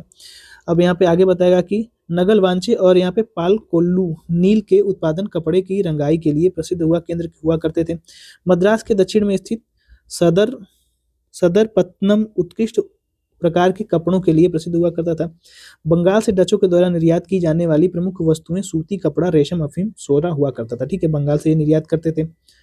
भारत से डचों के द्वारा निर्यात की जाने वाली प्रमुख वस्तुएं कौन थी? नील था, शोरा था, मसाले थे, कच्चा रेशम, शीशा, अफीम इत्यादि हुआ करते थे। डचों के द्वारा कोरोमंडल के बंदरगाह से बैंटम और यहाँ पे बेटाविया को विशेष प्रकार से बुने हुए वस्त्र निर्यात किए जाते थे। ये भी डायरेक्ट पूछा गया प्रश्न है। ठीक है, भारत से अफीम, जावा और चीन निर्यात किया जाता है। मतलब कि जो भारत से अफीम है वो जावा जो द्वीप है वहां पे और चीन में निर्यात किया जाता था। यहाँ पे देखा जाए तो डच व्यापारिक व्यवस्था सहकारिता अर्थात कार्टेल पर आधारित हुआ करती थी। ये पूछ सकता है कि डच की जो व्यापार था उसकी कैसी व्यवस्था थी? तो कार्टेल व्यवस्था किससे जुड़ी हुई? डचों से यहाँ पे जुड़ी हुई। ठीक है, डच फैक्ट्री के प्रमुख यहाँ पे देखा जाए तो फैक्टर कहा जाता है। ठीक है, डच फैक्ट्री के प्रमुख फैक्टर कहा जाता है। यहाँ पे एक फैक्ट इंपॉर्टेंट, इसको ध्यान रखिए। 200 वर्षों के काल में डच कंपनी ने अपने साझेदार को औसतन 18% का लाभांश दिया था, जो वाणिज्यिक इतिहास से सबसे अधिक माना जाता है। ठीक है, डच कंपनी के निदेशक जिसका नाम है आपका भद्रजन 17, ठीक है, इसको ध्यान रखिएगा, कहा जाता है। ठीक, ये एक फैक्ट है कि अपने साझेदारों को सबसे ज्यादा औसतन लाभ किसने दिलवाया था? तो डचों ने दिलवाया था 18% का। ये डायरेक्ट क्वेश्चन पूछ सकता है। ठीक, आगे बढ़ते हैं। अब यहाँ पे आ जाते हैं हम लोग सीधे सीधे, एक ये फैक्ट यहाँ पे छूट रहा है, इसको देख लेते हैं। भारत में डचों के द्वारा स्थापित जो फैक्ट्रियां थी वो कौन कौन सी थी? मसूलीपट्टनम में, ये आंध्र प्रदेश में अवस्थित है। 1605 में देखा जाए तो डचों ने इस पर अधिकार कर लिया था। संस्थापक कौन है? तो वानदेर हेंग। ठीक, ये ध्यान रख लीजिएगा। पुलिकट आपका तमिलनाडु में स्थित है। यहाँ पे फोर्ट गैल्डिया 1610 में इस पर अधिकार करते हैं। सूरत पर अधिकार करते हैं जो कि गुजरात में है 1616 में। और यहाँ पे विमलीपट्टनम आंध्र प्रदेश में है 1641 में। कराईकल तमिलनाडु में है 1645 में। चिंसुरा आपका बंगाल में है 1653 में। कासिम बाजार ये अभी आपका बंगाल में 1658 में करते हैं। पटना पर अधिकार 1632 ईस्वी में। बालासोर 1658 में। नागपट्टनम आपका तमिलनाडु में है, आपका 1659 में करते हैं। केरल के कोचीन में कब करते हैं? तो 1663 ईस्वी में ये कर देते हैं। ठीक है, ये हो गया। अब यहाँ पे आ जाते हैं हम लोग सीधे सीधे अंग्रेजों के बारे में देख लेते हैं क्या दिया हुआ है। चलिए, यहाँ पे हम लोग अंग्रेजों के बारे में पढ़ रहे हैं। देखिए, द इंग्लिश।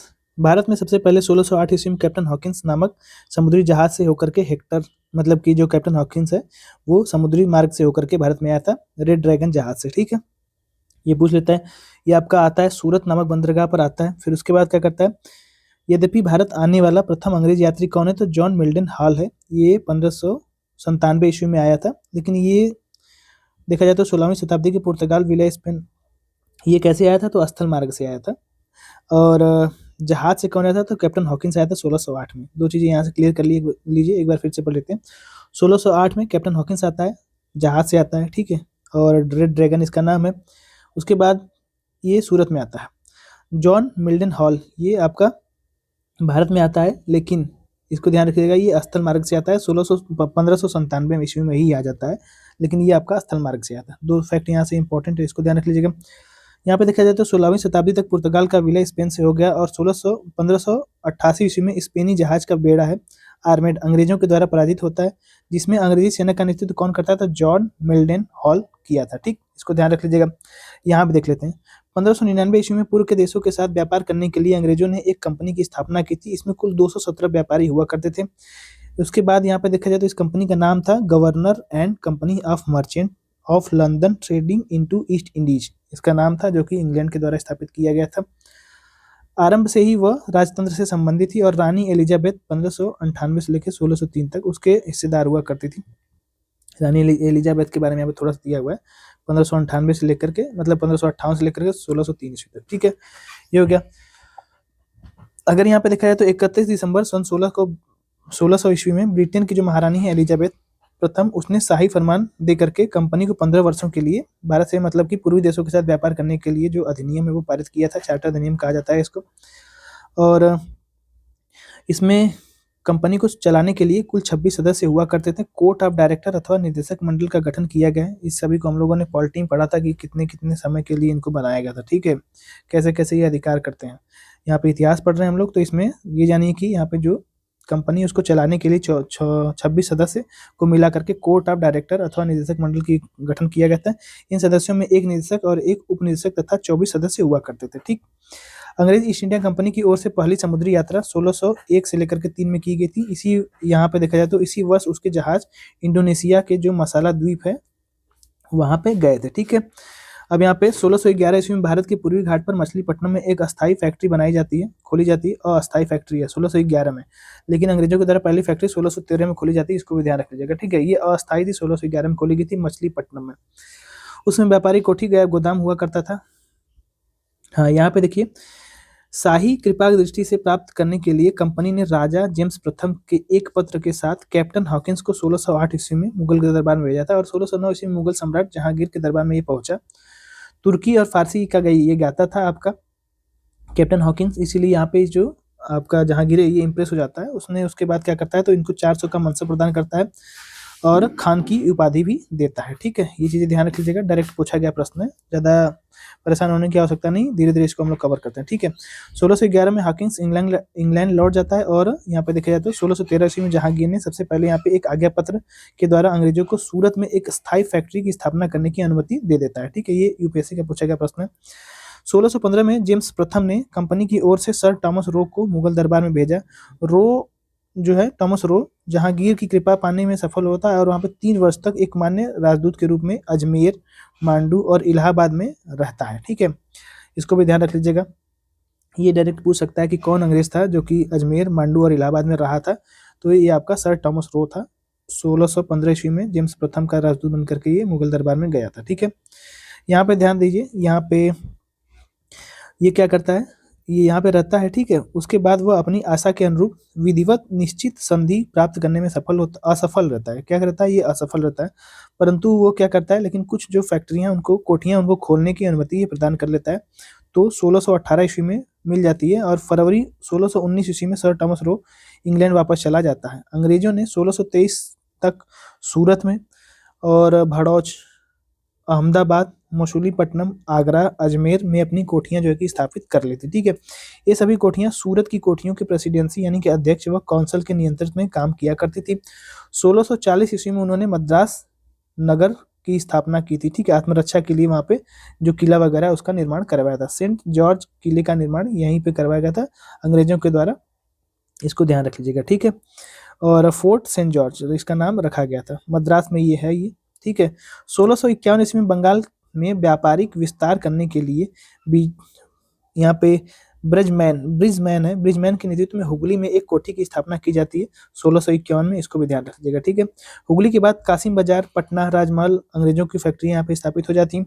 1667 ईस्वी में सम्राट औरंगजेब ने अंग्रेजों को बंगाल में व्यापार करने की जो सुविधा है उस पर एक फरमान जारी करता है 1667 ईस्वी। ठीक है, इसको ध्यान रख लीजिएगा, इंपॉर्टेंट फैक्ट है ये। ठीक है, 1661 ईस्वी में चार्ल्स तृतीय ने कंपनी को एक नया आज्ञा पत्र प्रदान करते हैं और इसके आधार पर कंपनी मुद्रा ढालने, किला बनाने, अन्य कार्य करने और ईसाई राज्यों के साथ संधि विग्रह करने का भी अधिकार इसको दे दिया जाता है कंपनी को। ठीक है, चार्ल्स द्वितीय के द्वारा 1661 ईस्वी में। और उसी समय क्या होता है कि चार्ल्स द्वितीय की जो पुर्तगाली है राजकुमारी है उनसे विवाह हो जाता है, कैथरीन से विवाह हो जाता है और बम्बई इनको पुर्तगाली दहेज में दे देते हैं। ठीक है, उसके बाद 6-7 वर्ष के बाद यहाँ पे 1661 में मिलता है। 1668 ईस्वी में ये 7 वर्षों के बाद 10 पाउंड वार्षिक किराए पर ईस्ट इंडिया कंपनी को ये अपना जो बम्बई है द्वीप इसको दे देते हैं। ठीक है, 1669 ईस्वी से लेकर 77 के मध्य कंपनी के गवर्नर जो गैराल्ड ओंगियार हैं, इनको मुंबई का संस्थापक माना जाता है। इसने आधुनिक बम्बई नगर की नींव डाली थी। ठीक है, ये डायरेक्ट पूछ लेता है, इसको ध्यान रखिएगा। ठीक है, अब यहाँ पे 1687 ईस्वी में ईस्ट इंडिया कंपनी का मुख्यालय सूरत से हटा करके बम्बई बनाया गया, ये भी पूछ लेता है। 1687 में मुंबई को बनाया गया था। 1690 ईस्वी में बंगाल के जो नवाब है इब्राहिम खां, उसने कंपनी को नियंत्रित किया और 1690 तक जॉब चारनाक सूतानाती में एक अंग्रेज कोठी की स्थापना कर देते हैं। तो कलकत्ता के जो संस्थापक है जॉब चारनाक माना जाता है। 1690 ईस्वी में सूतानाती, कलिकत्ता वगैरह जो जगह है इसको मिला करके ये कोलकाता नगर बनाता है। ठीक है, आगे इसमें बताया गया कि बर्दवान जिले के जमींदार शोभा सिंह के द्वारा विद्रोह किए जाने पर अंग्रेजों को 1696 ईस्वी में सूतानाती की किलेबंदी करने का अवसर मिल जाता है और सूबेदार अजीमुद्दीन ने अंग्रेजों को 3 गांव की जमींदारी प्रदान की थी। इसको ध्यान रखिए, कालीकता, सूतानाती और गोविंदपुर। ठीक है, इसके बदले में अंग्रेजों ने इन्हीं गांव में जमींदारों को मात्र 1200 रुपए देने पड़ते और इन्हीं 3 गांवों के भू क्षेत्र को मिलाकर के कलकत्ता नगर की स्थापना की जाती है। ठीक, ध्यान रखिएगा। 1697 ईस्वी में सूतानाती की किलेबंदी की कोठी का जो नाम है आपका फोर्ट विलियम रख दिया जाता है। सर चार्ल्स आयर इसके प्रथम प्रेसिडेंट हुआ करते थे। ठीक है, इस प्रकार यहाँ पर देखा जाए तो कंपनी ने 80 वर्षों में ही 3 प्रमुख बंदरगाह, जो कि आपका बम्बई है, मद्रास है और यहाँ पे कलिकता है। ठीक है, भारत को तीनों तरफ से ये घेर लेते हैं। ठीक है, ध्यान रखिएगा, इस पर आधिपत्य कर लेते हैं। अब क्या होता है, औरंगजेब की मृत्यु के बाद 1715 ईस्वी में कंपनी ने मुगल दरबार में जॉन सरमन की अध्यक्षता में एक शिष्टमंडल भेजा, जिसका उद्देश्य मुगल भारत में विशेषाधिकार तथा कलकत्ता साम्राज्य की स्थापना का मार्ग प्रशस्त करते हैं। ठीक है, यहाँ पे ये छूट रहा है, इसको देख लेते हैं। यहाँ पे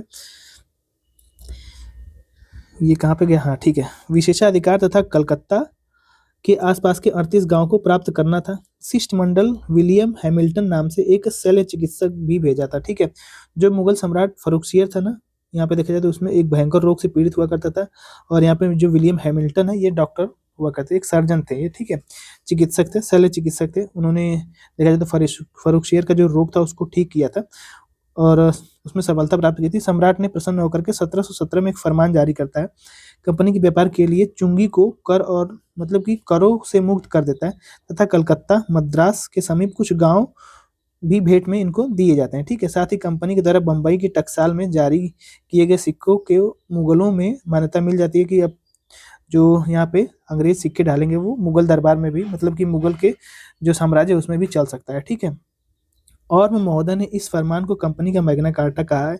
कंपनी का मैग्ना कार्टा तो सभी लोग जानते हैं किसको बोला जाता है, लेकिन किसने कहा है तो इसको ध्यान रखिएगा, और मैं इनका नाम है। ठीक है, आगे बढ़ते हैं। अब यहाँ पे आ जाते हैं डेनिश तथा डेन कंपनी के बारे में देख लेते हैं। ठीक है, अब डेनिश और डेन कंपनी के बारे में देखने से पहले हम लोग यहाँ पे जो आपका अंग्रेजों के बारे में कुछ फैक्ट छूट रहे थे उसको कवर करेंगे। ठीक है, ये हो गया।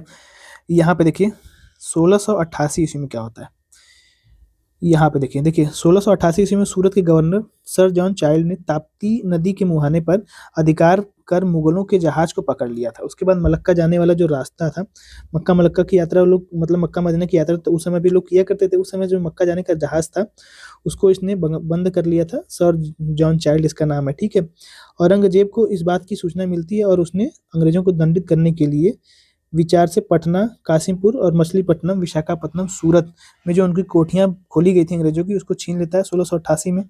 यह देखकर अंग्रेज डर जाते हैं और उन्होंने इससे क्षमा भी मांग ली थी। ठीक है, औरंगजेब से।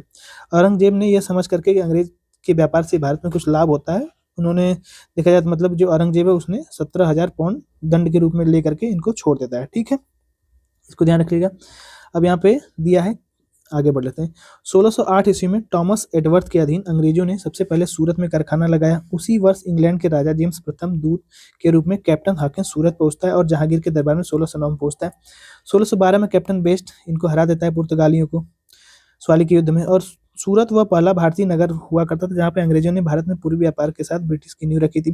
दक्षिण पूर्वी समुद्र तट पर अंग्रेजों ने अपनी पहली स्थायी फैक्ट्री 1611 में लगाई थी, लेकिन जो स्थायी फैक्ट्री है वो आपका 1613 में सूरत में लगाते हैं। ठीक है, मछलीपट्टनम में 1611 में लगाते हैं। और देखा जाए तो मछलीपट्टनम गोलकुंडा का प्रमुख बंदरगाह हुआ करता था। ठीक है, गोलकुंडा का प्रमुख बंदरगाह हुआ करता था और यहाँ पे हीरे, मणिक और कपड़े के व्यापार के लिए प्रमुख व्यापारिक केंद्र भी माना जाता था। ठीक है, यहाँ के व्यापार को लेकर के डचों तथा अंग्रेजों के बीच काफी प्रतिस्पर्धा हुआ करती थी। 1632 ईस्वी में गोलकुंडा के सुल्तान ने अंग्रेजों को एक सुनहरा फरमान जारी किया था। ठीक है, गोलकुंडा का जो सुल्तान है उसने सुनहरा फरमान जारी किया था, जिसके मुताबिक 500 पैगोडा सालाना कर देने पर उन्हें गोलकुंडा के राज्य दरबार में मतलब कि बंदरगाह में स्वतंत्र रूप से व्यापार करने की अनुमति मिल जाती है। 1639 ईस्वी में फ्रांसिस डे ने चंद्रगिरी के राजा यहाँ पे दरमेल वेंकटप्पा से मद्रास को पट्टे पर ले लेता है।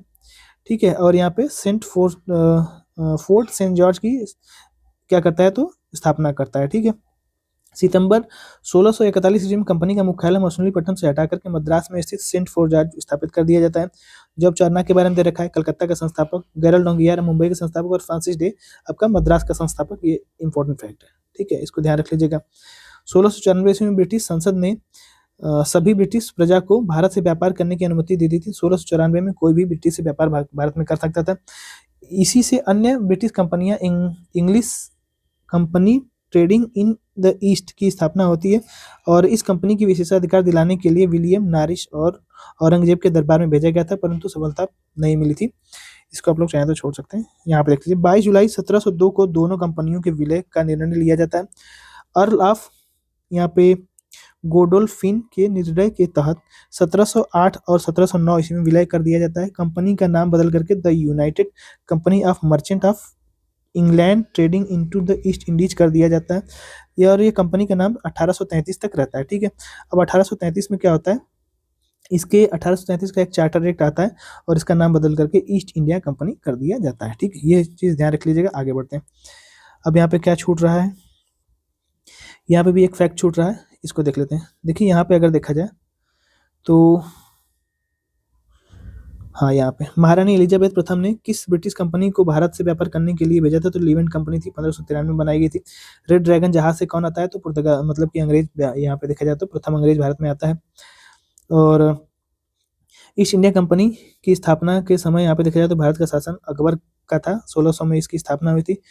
किस मुगल शासक के काल में अंग्रेज का भारत में आगमन हुआ, तो जहांगीर के काल में आया था। थॉमस रो 1718 मतलब कि 1608 ईस्वी में आता है। ठीक है, अंग्रेजों ने अपनी पहली फैक्ट्री कोठी कहाँ पे स्थापित की थी, तो 1613 में सूरत में स्थापित की थी। और भारत आने वाला प्रथम ब्रिटिश नागरिक कौन था, तो मिल्टन हॉल था। ये स्थल मार्ग से आया था, 1597 में ईस्वी में आया था। कैप्टन हॉकिंस जहांगीर, शायद थॉमस रो बोल देते हैं, कैप्टन हॉकिंस है। कैप्टन हॉकिंस जहांगीर के से उपाधि लेता है, खान की उपाधि लेता है। और विलियम फिंच कौन था, तो कैप्टन हॉकिंस के साथ भारत आने वाला यात्री था। ठीक है, उसने अनारकली के दंत कथा का उल्लेख भी किया है। ये डायरेक्ट क्वेश्चन पूछ सकता है कि अनारकली के दंत कथा का उल्लेख किसने किया है, तो इसका नाम है आपका विलियम फिंच। ठीक है, आगे यहाँ पे पढ़ रहे हैं हम लोग। तो नील की सबसे अच्छी किस्म कौन थी, तो बयाना में होती थी। अंग्रेजों ने फारस की खाड़ी पर स्थित हरमुज जो बंदरगाह उस पर पुर्तगालियों से कब कब्जा किया, तो 1622 में पुर्तगालियों से हटा मतलब कब्जा कर लिया, हरमुज पे अधिकार हो गया अंग्रेजों का। जेम्स प्रथम का कौन सा राजदूत जहांगीर के दरबार में आया था, तो कैप्टन हॉकिंस आया था और थॉमस रो आया था। मुगल सम्राट औरंगजेब और अंग्रेजों के बीच प्रथम मुकाबला कब हुआ था, तो 1686 ईस्वी में हुआ था, हुगली में। ठीक है, बंगाल का प्रथम चीफ एजेंट कौन था, तो विलियम हैजेट था। 1681 से 84 के बीच में रहता है। मुगल भारत में सूती वस्त्र, नील, अफीम, चाय और अंग्रेजी व्यापार की सर्वाधिक महत्वपूर्ण वस्तु क्या थी, तो सूती वस्त्र थी। अंग्रेजों को सुनहरा फरमान कौन देता है, 1632 ईस्वी में मिलता है। ईस्ट इंडिया कंपनी किन वस्तुओं का भारत से निर्यात करती थी, सूती कपड़ा का निर्यात करती थी, नील का व्यापार करती थी, कच्चा रेशम और मसालों का व्यापार करती थी। किस अंग्रेज गवर्नर को औरंगजेब ने भारत से निष्कासित कर दिया था, तो सर जॉन चार्ल्ड को ये क्या कर दिया था, तो निष्कासित कर दिया था। अवध के किस नवाब ने 1797 ईस्वी में इलाहाबाद का किला अंग्रेजों को सौंप दिया था, तो सादत अली ने। ये आरंभ पूछा गया प्रश्न है। सादत अली ने 1797 ईस्वी में इलाहाबाद का जो किला है वो अंग्रेजों को दे देता है। सर यहाँ पे देखा है जॉन शर्मन मिशन किस मुगल शासक से संबंधित है, तो फर्रुखसिया से संबंधित है। इसमें आपका वो होता है सर्जन। इंटरपोलर कौन थे, एशिया में मुक्त व्यापार करने के लिए अंग्रेज व्यापारी हुआ करते थे। अंग्रेजों को कलकत्ता की जमींदारी किस सूबेदार ने प्रदान की थी, तो अजीमुत शाह ने प्रदान की थी। डच ईस्ट इंडिया कंपनी ने किस वर्ष पटना में अपना कारखाना स्थापित किया था, तो 1632 में अपना कारखाना स्थापित किया था। ठीक है, भारत में यूरोपीय कंपनियों के व्यापारिक केंद्र वगैरह दिए गए, मैप है, इसको आप लोग देख लीजिएगा। ठीक है, डेन के बारे में यहाँ पे थोड़ा सा मिल रहा है, तो इसको भी लगे देख ही लेते हैं। यहाँ पे एक छोटा सा फैक्ट छूट रहा है, इसको भी देख लेते हैं। देखिए, अर्कात का घेरा किसने डाला, कब डाला गया था, तो 1791 में। सेंट टॉमे का आरडीआर का युद्ध किसके बीच में हुआ था, तो कैप्टन हॉकिंस पैराडाइट के अधीन हुआ था। और यहाँ पे देखा जाए तो आगे बढ़ते हैं, यहाँ पे थोड़ा सा इसको देख लेते हैं क्या है। देखिए आगे यहाँ पे क्या है, पौंडीचेरी के फोर्ट लुई का निर्माण किसने किया था, तो फ्रांसिस मार्टिन ने किया था। फ्रांसिस मार्टिन ने किया था। और यहाँ पे फ्रांसिस बस्तियों का वास्तविक संस्थापक किसे माना जाता है, तो फ्रांसिस मार्टिन को माना जाता है। रिजविक संधि के द्वारा पांडिचेरी वापस किससे मिली, तो ये फ्रांसीसियों को मिल गई। ये रिजविक संधि ध्यान रखिएगा, इंपॉर्टेंट है।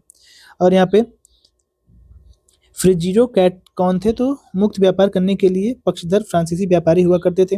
कर्नाटक का प्रथम युद्ध, जिसे सेंट टॉमे का युद्ध भी कहा जाता है, उसमें तत्कालिक कारण क्या था, तो तत्कालिक कारण यह था कि एक ब्रिटिश नौसेना अधिकारी बर्नेट के द्वारा कुछ फ्रांसीसी जहाज पर कब्जा कर लेता है। पौंडीचेरी की संधि कब हुई थी, तो 1755 में हुई थी। यहाँ पे जब यहाँ पे फ्रांसीसियों का इतिहास आप पढ़ेंगे तो ये सारी चीजें देखने को मिलेंगी, ठीक है। तो ये जो क्वेश्चन है इसको बाद में हम लोग कर सकते थे। यहाँ पे हम लोग थोड़ा सा डेनिस के बारे में दिया है, यहाँ पे पढ़ के आगे बढ़ते हैं, ठीक है। अंग्रेजों के बाद भारत में डेनिश व्यापारी 1616 ईस्वी में आए थे। उन्होंने अपनी फैक्ट्री 1620 में तंजौर के ट्रामकोर यानी कि तमिलनाडु में स्थापित की थी, एवं 1676 ईस्वी में इन्होंने श्रीरामपुर बंगाल में अपनी दूसरी फैक्ट्री स्थापित की थी। 2 फैक्ट्री इन्होंने स्थापित की थी, इसको ध्यान रखिएगा। लगभग 25 वर्षों तक ये व्यापार भारत से करते रहते हैं। अंग्रेजों से ये प्रतिद्वंदी नहीं कर पाते हैं, फिर उसके बाद ये चले जाते हैं यहाँ से, ठीक है। तो टिक नहीं पाते हैं, फिर उसके बाद चले जाते हैं। और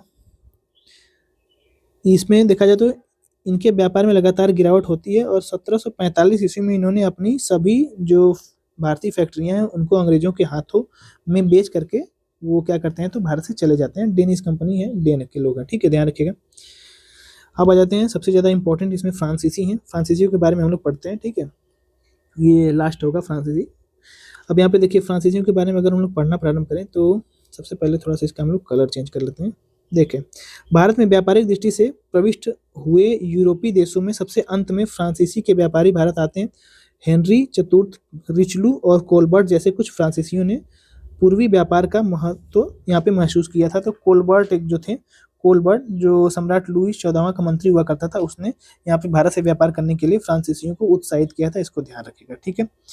अब यहाँ पे हम लोग थोड़ा सा और आगे बढ़ेंगे। और लगातार प्रयासों के बाद 1664 ईस्वी में फ्रेंच ईस्ट इंडिया कंपनी की स्थापना हो ही जाती है। कंपनी का नाम है आपका कंपनी द इंडस ओरिएंटल, इसका नाम दिया जाता है। और इसको पूरी तरह से नियंत्रित किया जाता है सरकार के द्वारा, ठीक है, सरकार के द्वारा ये प्रत्यक्ष नियंत्रण में रहती है।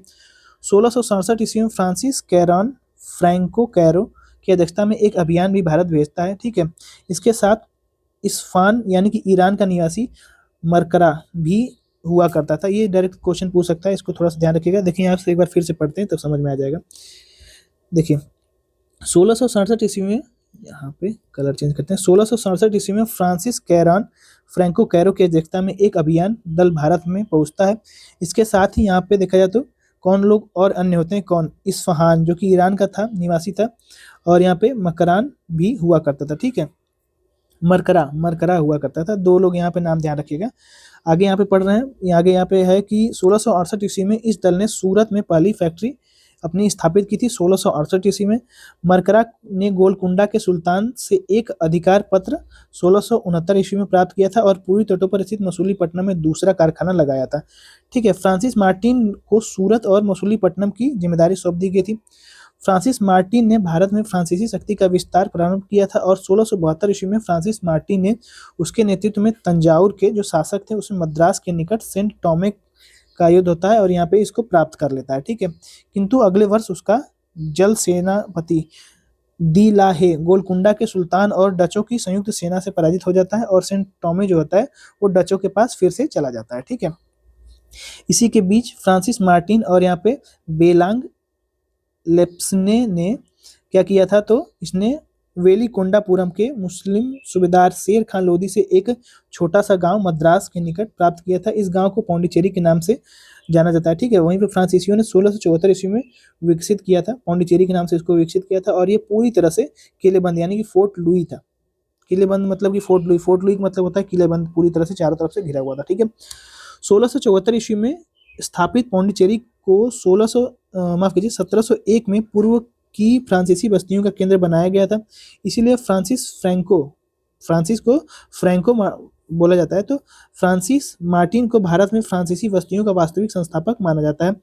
बंगाल में फ्रांसीसियों ने मुगल सूबेदार शाइस्ता खां से भूमि प्राप्त करके 1690 से 92 में चंद्रनगर नामक प्रसिद्ध केंद्र की स्थापना की थी। अब यहाँ हो गया, मद्रास वगैरह हो गया, अब यहाँ पे आ जाते हैं बंगाल वाले क्षेत्रों में फ्रांसीसी कैसे बढ़ रहे हैं। ठीक है, तो शाइस्ता खां थे वहाँ पे सूबेदार बंगाल के। उससे यहाँ पे 1690 से 92 के बीच में चंद्रनगर नामक एक स्थान क्या करते हैं तो लेते हैं। ठीक है, और इसी समय यूरोप में डचों अंग्रेज के द्वारा समर्थित और फ्रांसीसियों के मध्य प्रतिद्वंद्विता चल रही थी। ठीक, अब यहाँ पे एक चीज समझिए, यूरोप में क्या होता था, डच और यहाँ पे फ्रांसीसियों के मध्य प्रतिद्वंदिता चल रही थी, मतलब युद्ध हुआ करता था, अंग्रेजों द्वारा समर्थित था ये। ठीक, उसका प्रभाव भारत पर भी पड़ा और दोनों के बीच संघर्ष भारत में भी प्रारंभ हो गए। पौंडीचेरी को डचों ने 1693 ईस्वी में अपने अधिकार में ले लिया। 5 वर्षों तक ये अपने पास रखते हैं, लेकिन 1697 में रिजवी की एक संधि होती है यूरोप में। ठीक है, ध्यान रखिएगा, उसी के द्वारा फ्रांसीसियों को 1699 में पौंडीचेरी फिर से लौटा दिया जाता है डचों के द्वारा। ठीक, ये ध्यान रखिएगा। फ्रांसीसी मार्टिन को पुनः पौंडीचेरी का गवर्नर बनाया जाता है और उसने उसकी समृद्धि को लौटाया।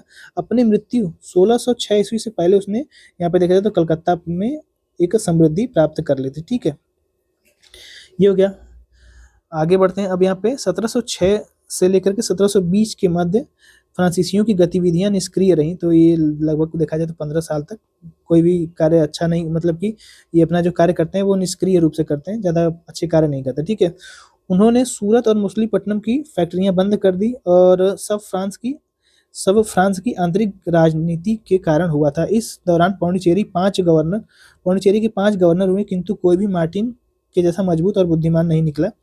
अब आ जाते हैं 1720 ईस्वी में क्या होता है। देखिए, 1720 से लेकर के 1742 के मध्य पौंडीचेरी के नए गवर्नर लिनो और यहाँ पे ड्यूमा 2 थे, बनाए गए थे। इसके नेतृत्व में फ्रांसीसी कंपनी फिर से वापस फॉर्म में आती है। उसके बाद देखा जाए तो फ्रांसीसी ने 1721 से लेकर के 1721 में क्या करते हैं तो मॉरिशस, यहाँ पे ध्यान दीजिए, 1721 से मॉरिशस, 1724 ईस्वी में मालाबार समुद्र तट पर स्थित माहे और 1739 तक कराइकल पर यह अधिकार कर लेते हैं। ठीक है, फ्रांसीसी 1742 के बाद यहाँ पे फ्रांसीसी नीति में आमूलचूल परिवर्तन होता है।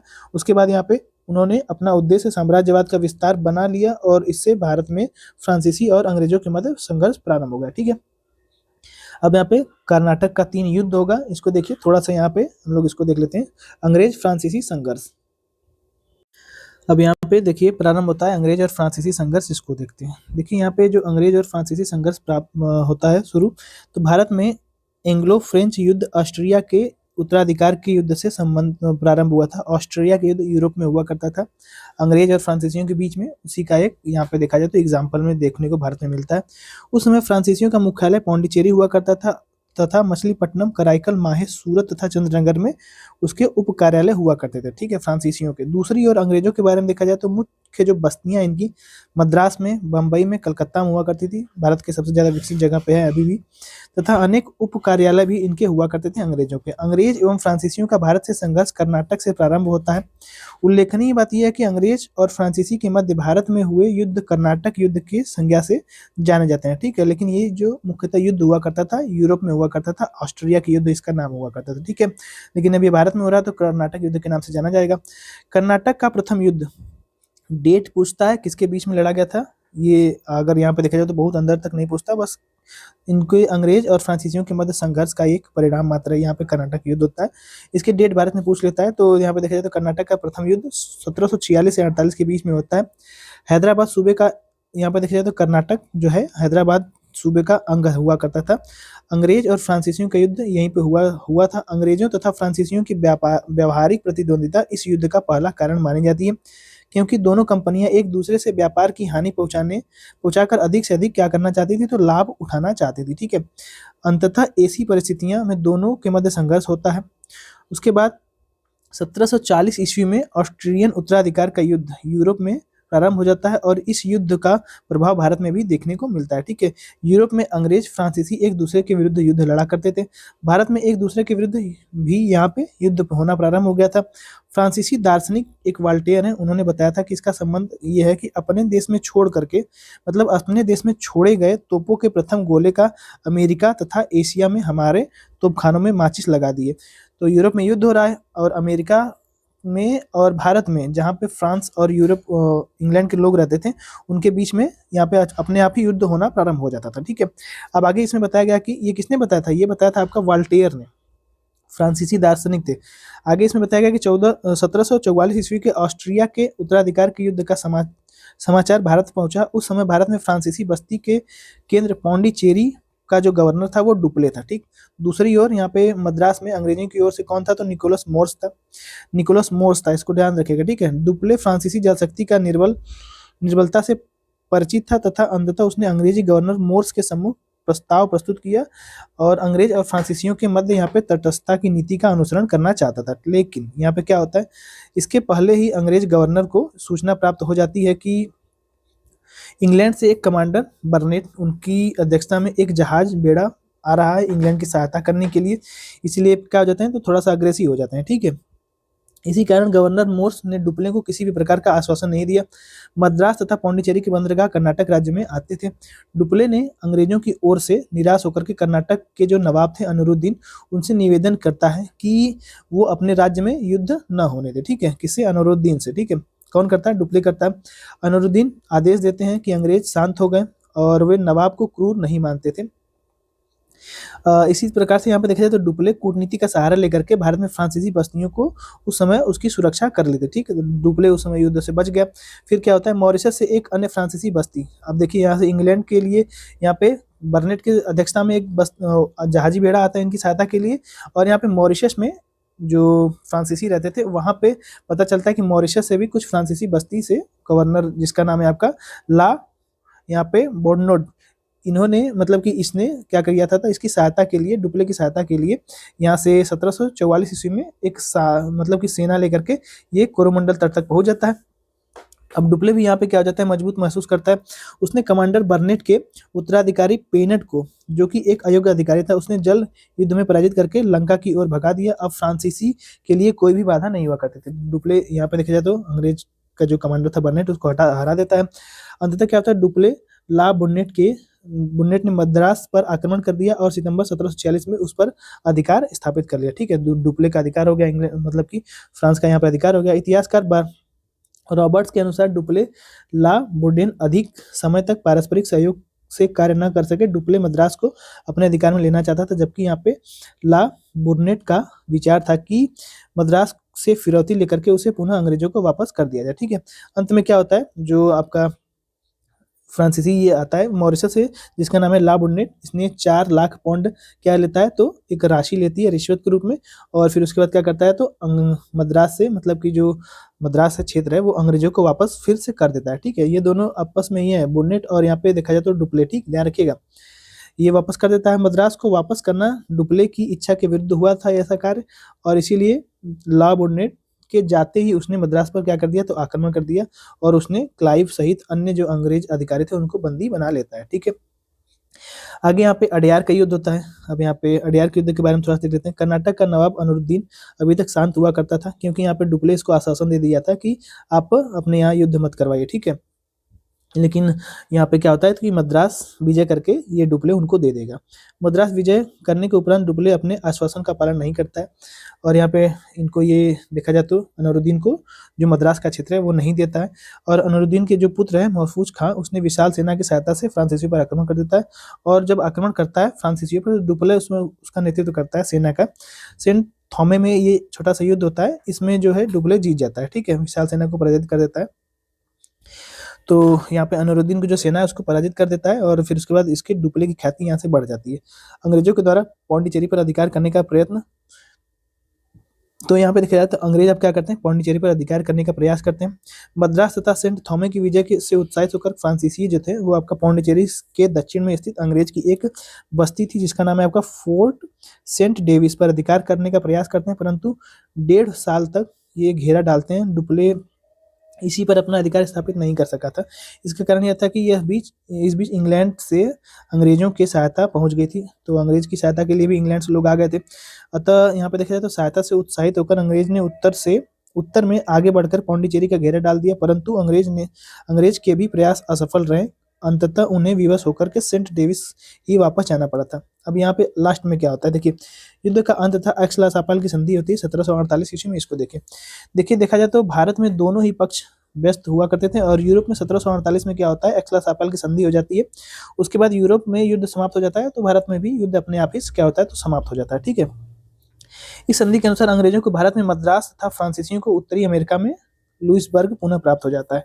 अब यहाँ पे देखिए, यहाँ पे वैश्विक संधि हो रही है, यहाँ पे अंग्रेजों को क्या दिया जाता है, मद्रास दिया जाता है, और यहाँ पे अमेरिका में जो फ्रांसीसी होते हैं उनको लुइसबर्ग दे दिया जाता है। एक क्षेत्र था यूरोप का, मतलब कि अमेरिका का था। ठीक है, अब यहाँ पे आ जाते हैं प्रथम कर्नाटक युद्ध का महत्व। तो थोड़ा सा भारतीय जो राजा थे उनके बारे में यहाँ पे छोटे छोटे फैक्ट दिए होंगे, आवश्यक नहीं होंगे। यहाँ पे देख लेते हैं, ये हम लोगों ने देखा ना कर्नाटक का प्रथम युद्ध, अब हम लोग देख लेते हैं कर्नाटक का दूसरा युद्ध। ठीक है, कर्नाटक का यहाँ पे देखा जाए तो दूसरा युद्ध कैसे होता है, देखिए 1749 से लेकर के 1754 तक ये आपका चलता है। इस युद्ध के 4 कारण हुआ करते थे। पहला कारण क्या था, तो युद्ध का वास्तविक कारण अंग्रेज व फ्रांसीसियों की पिछली शत्रुता थी, एक कारण ये हो गया। और उसी में कह रहा है कि दोनों एक दूसरी शक्ति को नष्ट करना चाहते थे। प्रथम कर्नाटक युद्ध के अचानक समाप्त हो जाने पर ये दोनों निराश हो गए थे। पहला कारण ये है कि एक दूसरे की जो शक्ति है उसको समाप्त करना चाहते थे। दूसरा कर्नाटक युद्ध इसीलिए होता है।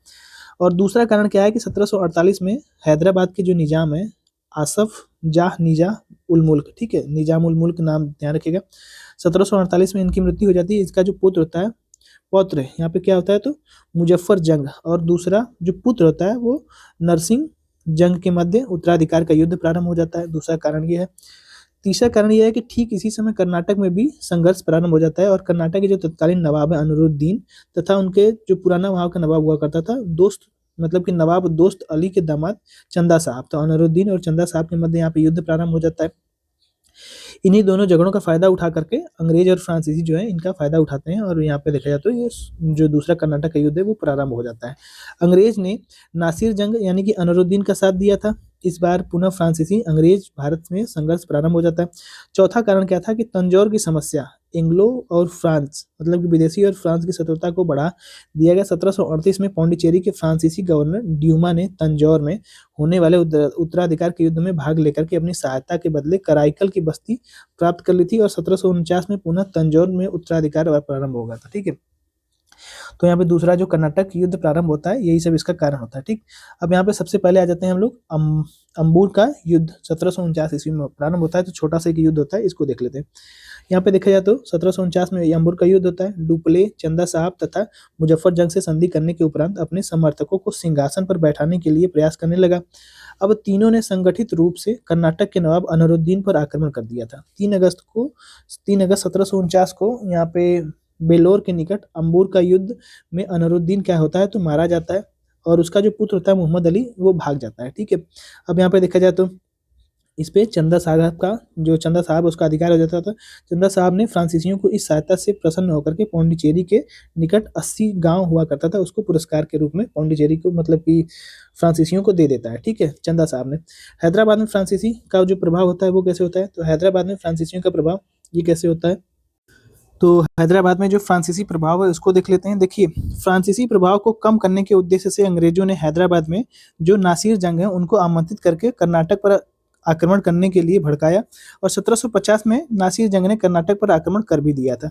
मुजफ्फर जंग को कुछ फ्रांसीसी अधिकारियों ने धोखा दिया और अंततः नासिर जंग ने उन्हें बंदी बना लिया। इन कठिन परिस्थितियों में भी डुप्ले ने साहस नहीं छोड़ा और उसने नरसिंह जंग के सैनिक अधिकारियों को लालच देकर के अपनी ओर मिलाया।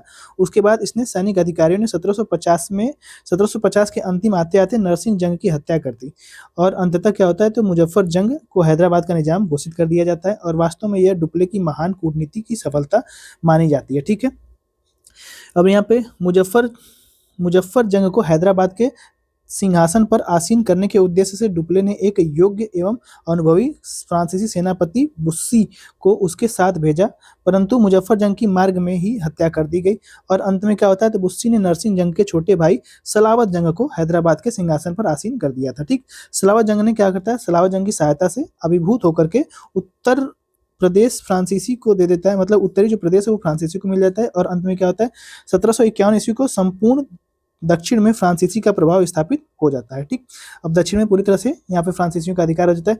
त्रिचनापल्ली का घेरा, इसको देख लेते हैं। इस समय तक डुप्ले समस्त समस्त प्रयास सफल रहते हैं और इसी समय मद्रास में नया गवर्नर टॉमस सैंडर्स 1750 से लेकर के 55 के बीच में आता है, जो योग्य दूरदर्शी व्यक्ति था।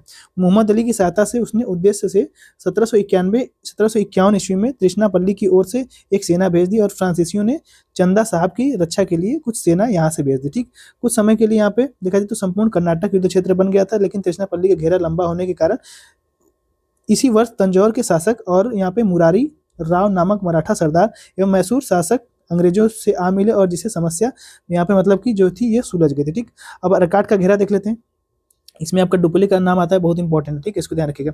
यहाँ पे देखा जाए तो जो अर्काट का घेरा है, तृष्णापल्ली का घेरा चल रही रहा था कि बीच में रॉबर्ट क्लाइव नामक साहसी जो अंग्रेजी युवक था, मतलब अंग्रेजी था, वो अंग्रेज गवर्नर था, बाद में क्या बनता है तो गवर्नर बनता है ना, तो इसने डुप्ले ने क्लाइव ने क्या किया, तो साहसी अंग्रेज युवक ने गवर्नर सैंडर्स को कर्नाटक की राजधानी अर्काट पर आक्रमण करने का परामर्श दिया और उसने परामर्श परंतु स्वीकार कर ही लिया। और क्लाइव का उद्देश्य नसरुद्दीन का ध्यान तृष्णापल्ली से हटाने का था। अब क्लाइव 200 अंग्रेजों और 300 भारतीय सिपाहियों के साथ कर्नाटक की ओर चल देता है और 1751 ईस्वी में अर्काट पर ये क्या करता है, विजय प्राप्त कर लेता है। ठीक, चंदा साहब को जब ये इसका समाचार मिलता है तो उसने अपने जो पुत्र है उसका रजा खां, उसके नेतृत्व में एक विशाल सेना अर्काट की ओर भेज देता है, लेकिन रजा ने क्लाइव को अर्काट से घेर लिया था। क्लाइव भी 53 दिनों तक भूख का सामना करते हुए यहाँ पे क्या करता है तो डटा रहता है। इसी बीच एक अंग्रेजी सेना मेजर लॉरेंस की अध्यक्षता में वहां पहुंचती है। अब मेजर लॉरेंस की अध्यक्षता में अंग्रेजी सेना भी आ गई। रजा खां को विवश होकर के वहां से हटना पड़ा और अर्काट की विजय क्लाइव की जीत मानी जाती है। ठीक, इसके बाद क्लाइव और लॉरेंस आगे बढ़ते हैं और चंदा साहब फ्रांसीसी कमांडर ला को 1751 में पराजित कर देते हैं और तृष्णापल्ली पर क्या करते हैं, अधिकार कर लेते हैं। ठीक है, अब उसके बाद क्या होता है, चंदा साहब भाग जाते हैं और यहाँ पे फ्रांसीसी कमांडर ला को बंदी बना लिया जाता है, लेकिन शीघ्र ही इसे चंदा साहब को भी पकड़ करके उसका वध कर दिया जाता है। अब चंदा साहब के स्थान पर मोहम्मद अली कर्नाटक के नवाब बन जाते हैं। ठीक है, अब आगे देख लेते हैं थोड़ा सा। डुप्ले की फ्रांस में वापसी हो जाती है। डुप्ले को दोबारा इसमें फ्रांस में क्या कर लिया जाता है, बुला लिया जाता है, क्योंकि यहाँ पे ये बहुत तरीके के युद्ध वगैरह करता था, तो फ्रांसीसी से परेशान होकर के इसको अपने यहाँ बुला लेते हैं।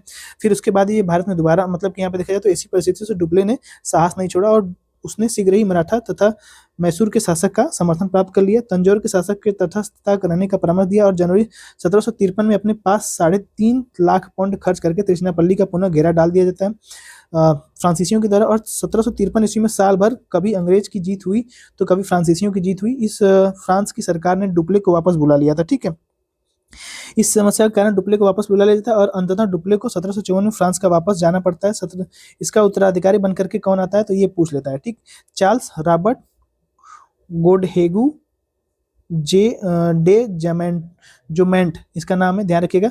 यहाँ पे गो हेड हेयू इसका नाम है, ध्यान रखिएगा, गो हेड हेयू, इसको बुला लिया जाता है। अब यहाँ पे पौंडीचेरी की संधि 1755 में होती है, तो ये हो गया, बस इसमें डेट पूछ लेता है। ठीक है, कर्नाटक का तीसरा युद्ध देख लेते हैं। देखिए 1758 से लेकर 1763 तक कर्नाटक का तीसरा युद्ध होता है और क्या होता है, पौंडीचेरी संधि से अस्थायी सिद्ध होती है क्योंकि इसका अनुमोदन दोनों देशों की सरकार के द्वारा किया जाता है। लेकिन 1756 ईस्वी में यूरोप में अंग्रेजों एवं फ्रांसीसियों के मध्य सप्तवर्षीय युद्ध आरंभ हो जाने से भारत में भी दोनों पक्षों में यहाँ पे युद्ध आरंभ हो जाता है। अब यहाँ पे 58 से लेकर 63 तक चलता है, 7 वर्ष तक चलता है।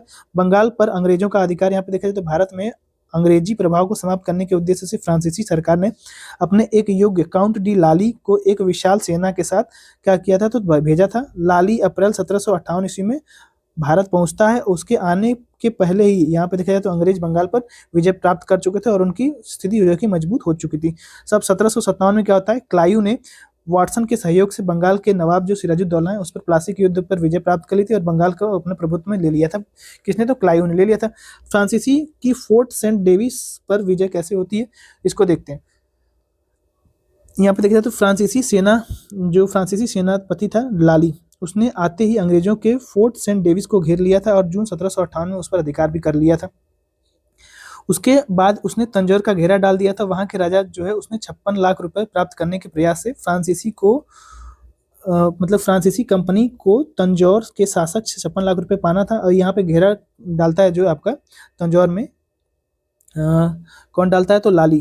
तो क्या करता है, घेरा डालता है। फिर उसके बाद यह घेरा काफी लंबा चलता है और बाद में अंग्रेजों ने इसका लाभ उठा करके अंग्रेजी बेड़ा बंगाल से यहाँ पहुंच जाता है और लाली को जो होता है काउंट लाली, उसको बाध्य होकर के तंजौर का घेरा क्या करना पड़ता है, छोड़ता है, जिसे फ्रांसीसी प्रभाव भारत में क्या होती है तो समाप्त होने लगता है। ठीक है, मद्रास का घेरा यहाँ पे डाला जाता है। ठीक, आगे देखते हैं यहाँ पे कुछ और इंपॉर्टेंट चीज, वांडीवास का युद्ध देख लेते हैं। 1759 में वांडीवास का युद्ध होता था, इसको देख लेते हैं। मद्रास के घेरे को एक वर्ष के बाद अंग्रेज तथा फ्रांसीसियों के बीच छोटी छोटी झड़पें होती है, जिससे फ्रांसीसी की स्थिति निरंतर खराब होती चली जाती है।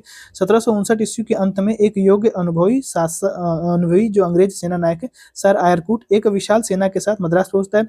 1760 ईस्वी में अंग्रेजी सेना ने फ्रांसीसी सेना को मद्रास तथा पांडिचेरी के मध्य स्थित वांडीवास नामक स्थान पर बुरी तरह से क्या करता है तो पराजित कर देता है। ठीक है, तो वांडीवास का युद्ध 1759 में होता है, इसको ध्यान रख लीजिएगा। अंग्रेजों की ओर से आयरकूट लड़ता है। ठीक है, और इसी युद्ध ने उस भवन को भी जीता जिसे मार्टिन, एक यहाँ पे देखा जाए तो मालेसन है, उन्होंने जो आपका वांडीवास का युद्ध है उसके बारे में बोला है। तो मालेसन का कथन है कि इस युद्ध ने उस भवन को जीता जिसे मार्टिन, ड्यूमा तथा डुप्ले ने बनाया था। डुप्ले मतलब फ्रांसीसी की हार इसमें होती है ना, तो बताया था कि मार्टिन, ड्यूमा और डुप्ले ने बनाया था।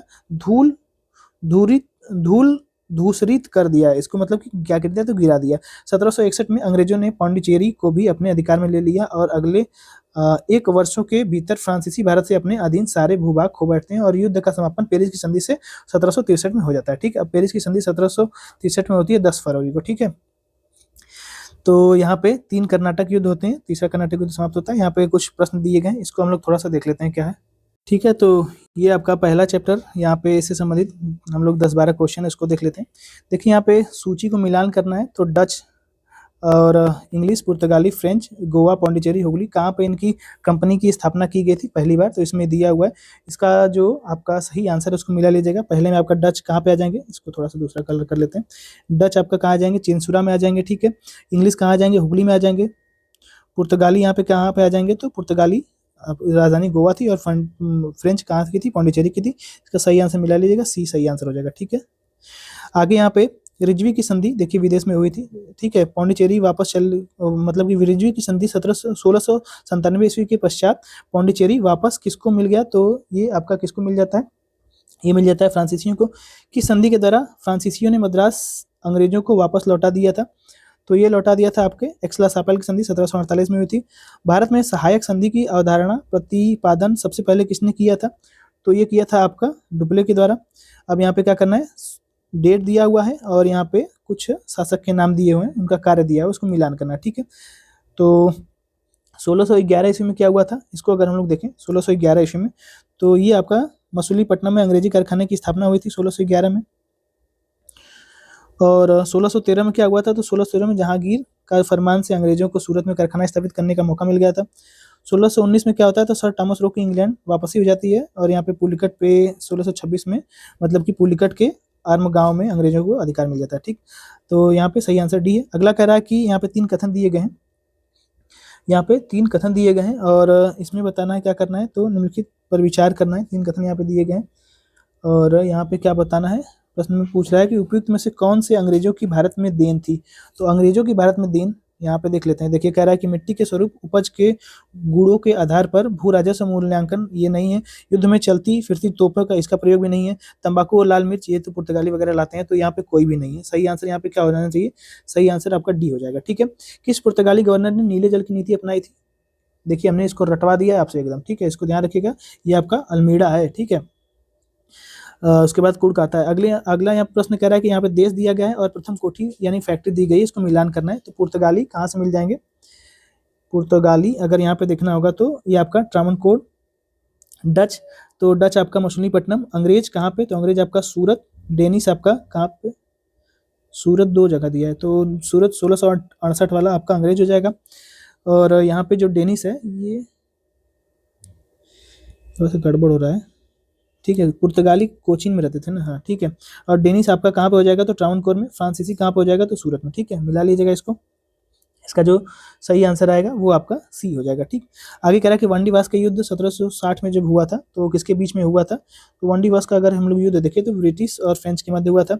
18वीं शताब्दी के अंत तक भारत के किस भाग में यूरोपीय ईसाई मशीनरी अधिक सक्रिय थी, तो ये सक्रिय थी आपके बंगाल और असम में सक्रिय थी। फ्रांसीसी ईस्ट इंडिया कंपनी की स्थापना के समय फ्रांस का सम्राट कौन था? तो फ्रांस का सम्राट लुई 14वां था। प्रारंभ में ब्रिटिश ईस्ट इंडिया कंपनी का क्या नाम था? तो देखिए प्रारंभ में जो ब्रिटिश ईस्ट इंडिया कंपनी उसका नाम the governor and company of merchant of London trading into east Indies था। डी इसका आंसर सही हो जाएगा।